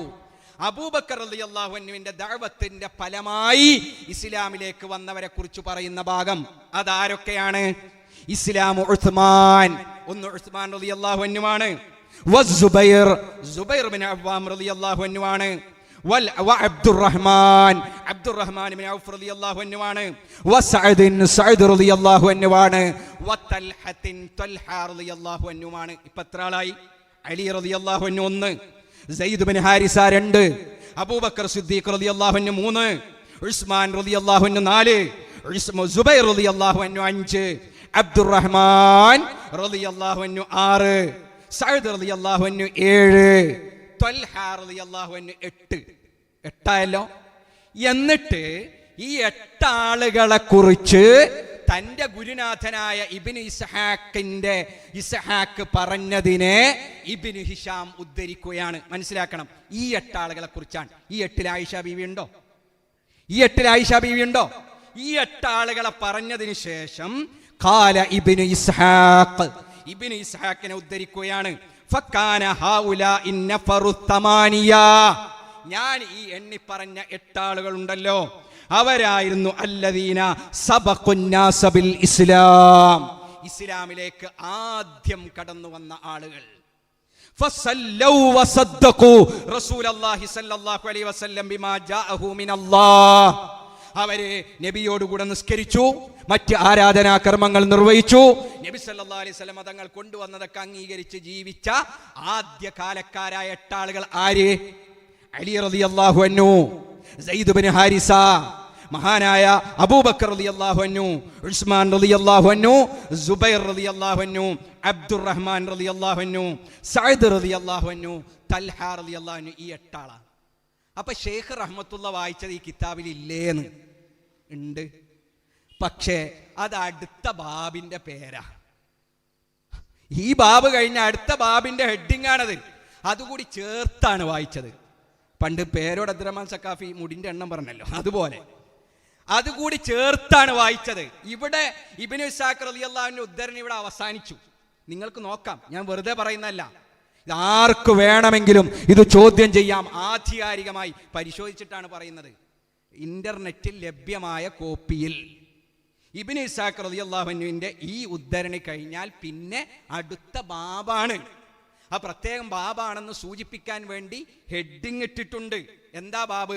ഇസ്ലാമു അബി ഉബൈദ വ അബി സലമ വൽ അർഖം വ അബ്നാഇ മൽഊൻ വ ഉബൈദത്ത് ബിൻ ഹാരിസ് വ സഈദ് ബിൻ സൈദ് വ ഇംറഅതിഹി വ അസ്മാ വ ആയിഷത വ ഖബ്ബാബിൻ. ഇതൊരു ബാബിന്റെ പേരാ. ഇതൊരു ബാബിന്റെ പേരാ. ഷെയ്ഖ് റഹ്മത്തുള്ള എന്ത് ചെയ്തു? ഇത് ഈ മഹാനായ ഇബ്നു ഇസ്ഹാഖിന്റെ ഉദ്ധരണിയോട് ചേർത്ത് വായിച്ചു. എന്നിട്ട് പറഞ്ഞു ഇതെങ്ങനെയാണ് സംഭവിച്ചത്. ഷെയ്ഖ് റഹ്മത്തുള്ളയെ പോലുള്ള ഒരാൾക്ക് അറബി ഭാഷ വായിച്ചാൽ മനസ്സിലാവൂല എന്ന് കരുതുന്നത് വലിയ അബദ്ധമായിരിക്കുമല്ലോ, അത് വലിയ ആരോപണമായിരിക്കും. അപ്പൊ ഇത് ആരോ സെർച്ച് ചെയ്ത് ഈ വിവരം ഡാറ്റ എടുത്തു കൊടുത്ത ആള്, ഡാറ്റ ഇൻഫർമേഷൻ എന്നൊക്കെ പറഞ്ഞൊരു കളിയായിരുന്നു രണ്ടാമത്തെ വിശദീകരണം മുഴുവൻ. അപ്പൊ ആ ഡാറ്റ എടുത്തു കൊടുത്ത ആരോ പറ്റിച്ച പണിയാണ്. ഇദ്ദേഹം അത് അവിടെ ഇരുന്ന് നോക്കി വായിക്കണം, അപ്പൊ നോക്കുന്നുണ്ടാവുള്ളൂ. അപ്പൊ ഇദ്ദേഹത്തിന് ഉണ്ടായിട്ടുള്ള സംഭവിച്ചിട്ടുള്ള ഭീമാബദ്ധം, അറബി ഭാഷയുടെ ബാലപാഠം അറിയുന്നവർക്ക് പോലും മനസ്സിലാവുന്ന കാര്യം ഇദ്ദേഹത്തിന് മനസ്സിലാകുന്നില്ല എന്ന് പറഞ്ഞാൽ ഒന്നുകിൽ ആരുടെയോ കുരുത്തക്കേടാണ്, അല്ലെങ്കിൽ എന്തെങ്കിലും അബദ്ധം സംഭവിച്ചതാണ്. മഹാനായ ശൈഖുന സൈനുൽ ഉലമ ചെറുശ്ശേരി ഉസ്താദ് പണ്ട് ഞങ്ങളുടെ ക്ലാസ്സിൽ പറഞ്ഞൊരു കാര്യം ഓർക്കുക. മഹാനായ പാണക്കാട് സയ്യിദ് ഹൈദർലി ശിഹാബ് തങ്ങൾ ഒരു പരിപാടി നടത്തരുത് എന്ന് പറഞ്ഞു. തങ്ങളെ ധിക്കരിച്ച് അയാൾ പരിപാടി നടത്തി, സമസ്ത അയാളെ പുറത്താക്കി. അതോടുകൂടി അയാളുടെ തൊള്ളയിൽ മാറാല കെട്ടി. ഇനി അതാണോ പ്രശ്നം എന്നറിയില്ല. ഏതായിരുന്നാലും ഇങ്ങനെയുള്ള ഭീമാബദ്ധം അല്ലെങ്കിൽ പച്ച നുണ. അപ്പൊ ആയിഷ ബീവി റളിയല്ലാഹു അൻഹ ഇസ്ലാം സ്വീകരിക്കുന്നത് എപ്പോഴാ? ഈ പറയപ്പെട്ട 8 ആള് കഴിഞ്ഞ് പിന്നെ അബൂ ഉബൈദ 9, അബൂ സലമ 10, അർഖം 11, അബ്നാഉ മൽഊൻ എന്നവരുടെ മക്കൾ 3 ആളുകൾ, അതുപോലെ തന്നെ ഉബൈദത്ത് ബിൻ ഹാരിസ, അപ്പോ അതുപോലെ സഅദ് ബിൻ സൈദ്, അദ്ദേഹത്തിന്റെ ഭാര്യ അസ്മാ ഒക്കെ കഴിഞ്ഞ് 18ാമതാണ് ആയിഷ ബീവി ഇസ്ലാം സ്വീകരിക്കുന്നത്. ഇവിടെയാണ് വലിയ തട്ടിപ്പ് ക്ലിപ്പ് നടത്തിയിട്ടുള്ളത്. ഞാൻ അവസാനിപ്പിക്കുന്നു. ഇങ്ങനെ അടിമുടി തട്ടിപ്പും വൈജ്ഞാനികമായ സത്യസന്ധതയില്ലായ്മയുമാണ് എല്ലാ വിഷയങ്ങളിലും എന്ന പോലെ ഈ വിഷയത്തിലും ഇദ്ദേഹം പ്രകടിപ്പിച്ചിട്ടുള്ളത്. അത് നമുക്ക് തിരിച്ചറിയാൻ കഴിയണം, അതിനെ പ്രതിരോധിക്കാൻ നമുക്ക് കഴിയണം. ഒറ്റ ക്ലിപ്പ് കൂടി കേൾപ്പിച്ച് അവസാനിപ്പിക്കും. ഇങ്ങനെയൊക്കെ കെട്ടിമറിഞ്ഞ് ഇമാമുമാരൊക്കെ ചാടിക്കിടന്ന്, സ്വന്തം ഷെയ്ഖുമാരെ ചാടിക്കിടന്ന് ഈ വിവാദമൊക്കെ ഉണ്ടാക്കി, ഈ ചർച്ചകളൊക്കെ ഉണ്ടാക്കി, എന്നിട്ട് ഇതിൻ്റെ ഫലം എന്താ? ഇതുകൊണ്ട് വല്ല ഫലവും വല്ല റിസൾട്ടും ഉണ്ടോ? അത് അദ്ദേഹം തന്നെ പറയട്ടെ അവസാനമായിട്ട്. അത് കൂടി കേൾപ്പിച്ച് അവസാനിപ്പിക്കും. നബിയുടെ വൈവാഹിക ജീവിതം, ഈ വൈവാഹിക ജീവിതം നുബുവത്തിന് ഹിജ്റക്ക് മുമ്പ് എന്തായാലും എന്ത് പിമ്പെന്താ, ഈ വൈവാഹിക ജീവിതം നുബുവത്തിന് റളിയല്ലാഹു അൻഹാക്ക് വിവാഹിതയാകുമ്പോൾ ആയിഷ ബിബി റളിയല്ലാഹു അൻഹക്ക് 9 വയസ്സാണ്. അംഗീകരിക്കുന്നു, അങ്ങനെ അഭിപ്രായമുണ്ട്. വലിയൊരു വിഭാഗം പണ്ഡിതന്മാർ അങ്ങനെ അഭിപ്രായപ്പെട്ടിട്ടുണ്ട്. അവിടെയും ഇസ്ലാമിന് വലിയ പ്രശ്നമുണ്ട്? ഒന്നുമില്ല. എന്തുകൊണ്ട്? ഒരു പെണ്ണിനെ സംബന്ധിച്ചിടത്തോളം പെൺകുട്ടി, പെണ്ണ്, ഇതിൽ വ്യത്യാസമുണ്ട്. എന്താണ് ഈ പെൺകുട്ടി, എന്താണ് പെണ്ണ്? ഋതുമതിയാകുന്നതോടുകൂടി പെണ്ണായി, അതിനും പെൺകുട്ടിയാണ്. അതായത് ഹൈള് വന്നു കഴിഞ്ഞാൽ ഒരു പുരുഷനെ പ്രാപിക്കാൻ സാധ്യത ഒരു പെണ്ണിന് വരിക എന്നതാണ്. ഒരു പെണ്ണിന് ഹൈളുണ്ടാവുക, ഋതുമതിയാവുക, ഋതുരക്തം ആ പെണ്ണിൽ നിന്ന് പ്രത്യക്ഷപ്പെടുക എന്നതിന്, ആ ഋതുരക്തം പെടുക എന്നത് ഒരു പുരുഷന് പാകപ്പെട്ടു എന്നതിന് അടിസ്ഥാനമാണ്. അതായാൽ പുരുഷന് പാകപ്പെട്ടു. അതുവരെ പെൺകുട്ടിയായിരുന്നു, പിന്നെ പെണ്ണായി. അപ്പോൾ ആയിഷ ബിബി റളിയല്ലാഹു അൻഹ 9 വയസ്സിലാണ് കല്യാണം കഴിച്ചത്. ഒരു പ്രശ്നമല്ല, മുഹയ്യളാണ്. ഹൈള് ഉണ്ടായതിനു ശേഷമാണ് ഹബീബ നബിയുമായി ദാമ്പത്യ ജീവിതം ആരംഭിക്കുന്നത്. അത് 12 ആണെങ്കിലും 15 ആണ്, 9 ആയാലും 12 ആയാലും 15 ആയാലും 20 ആയാലും എത്രയായാലും ഹൈള് രക്തം പ്രത്യക്ഷപ്പെട്ട് ഒരു പുരുഷന് പാകപ്പെട്ടതിന് ശേഷമാണ് നബി സല്ലല്ലാഹു അലൈഹി വസല്ലമ തങ്ങൾ അവരുമായി ദാമ്പത്യ ജീവിതം ആരംഭിച്ചത് എന്ന കാര്യത്തിൽ യാതൊരു തർക്കവും ലോകത്തെവിടെയും ഇല്ല, എവിടെയും ആ തർക്കമില്ല. അപ്പോൾ ഇത് പ്രമാണങ്ങളുമായി വല്ല പ്രശ്നവും ഇതിനുണ്ടോ? ഇല്ല. 9 ആയാലും പ്രമാണങ്ങളുമായി ഒരു പ്രശ്നമില്ല. ഇനി 12. പിന്നെ എന്തിനാണ് ഈ കോലാഹലം? പിന്നെ എന്തിനാണ് ഈ ഗവേഷണം? അതുകൊണ്ട് ബഹുമാനപ്പെട്ട ശൈഖ് റഹ്മത്തുള്ളയോട് ആദരവോടെ വിനയത്തോടുകൂടി പറയാൻ ആഗ്രഹിക്കുകയാണ്, നിങ്ങൾ ഇനിയെങ്കിലും ഈ ഒരു അർത്ഥവും ഫലവും ഇല്ലാത്ത ഈ ഗവേഷണങ്ങൾ അവസാനിപ്പിക്കണം. ഇത്തരം ചർച്ചകൾ അവസാനിപ്പിക്കണം, ഇത്തരം വിവാദങ്ങൾ അവസാനിപ്പിക്കണം.